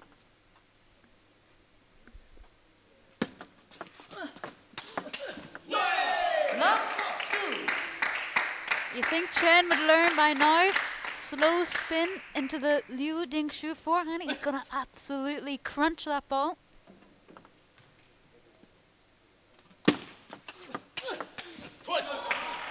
That table tennis ball must be squealing in pain.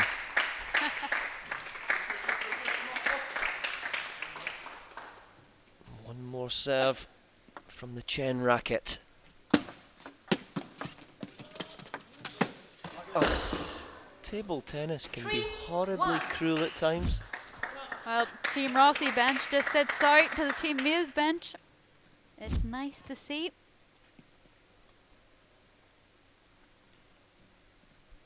Three to 1 and 2 serves to come.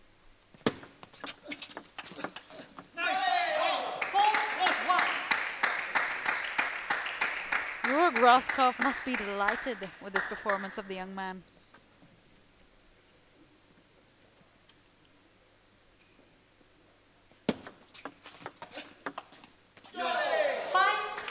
That was a very high-level match all round, and I'm sure if chien-an had played anyone else in T2, he would have come out the victor because he was playing some class table tennis as well.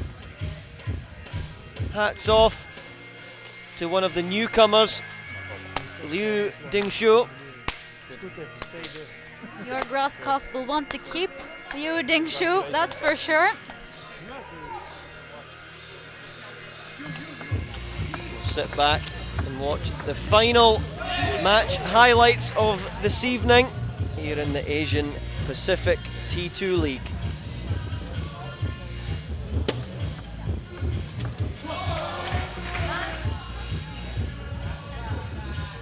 Well, it's been a pleasure commentating here with all of you guys and girls today.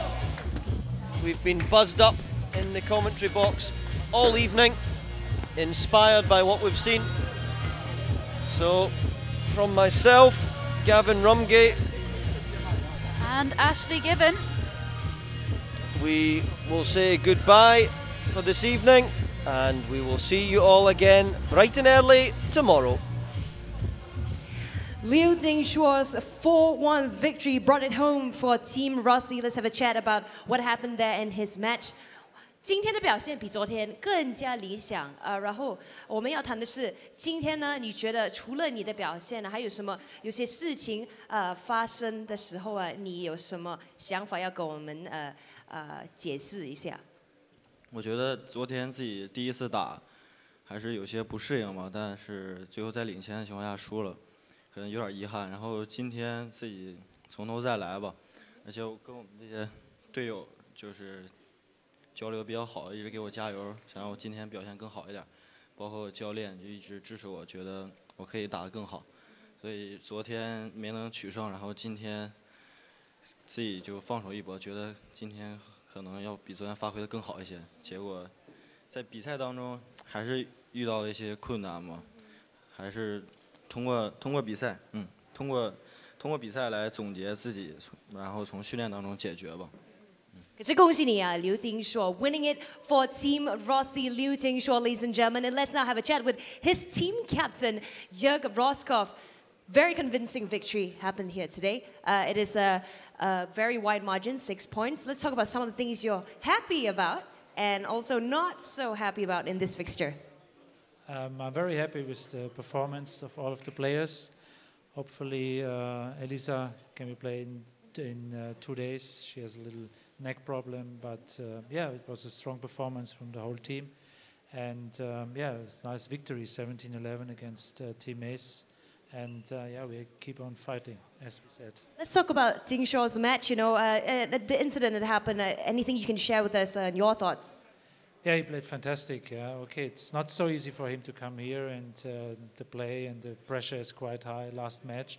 But yeah, he's used to play under pressure, it looks like, because he has a lot of self-confidence, and he played against a strong player, chien-an. He's really a strong player at the moment, and he won. Yeah, so very nice performance. Congratulations and thank you very much, Jörg Roskopf, winning today's fixture against Team Mays. Team Rossi's got this. Let's story unfold it. It started with Georgina Potta putting Team Rossi off to a good start, winning 4-1, followed by her compatriot Dmitry Ocharov and Cheng I-ching. But then it went to Team Mays after Timo Boll came on board, and Feng Tianwei made Georgina Potta her victim here in round 4. And then Team Rossi won the last match of this fixture to secure the 17-11 win. So as it stands right now, Timo Boll from Germany and also his compatriot Dmitry Ocharov are the two strongest team here in this T2 Asia Pacific Table Tennis League, followed by Vladimir Samsonov and Chuang Qiyuan.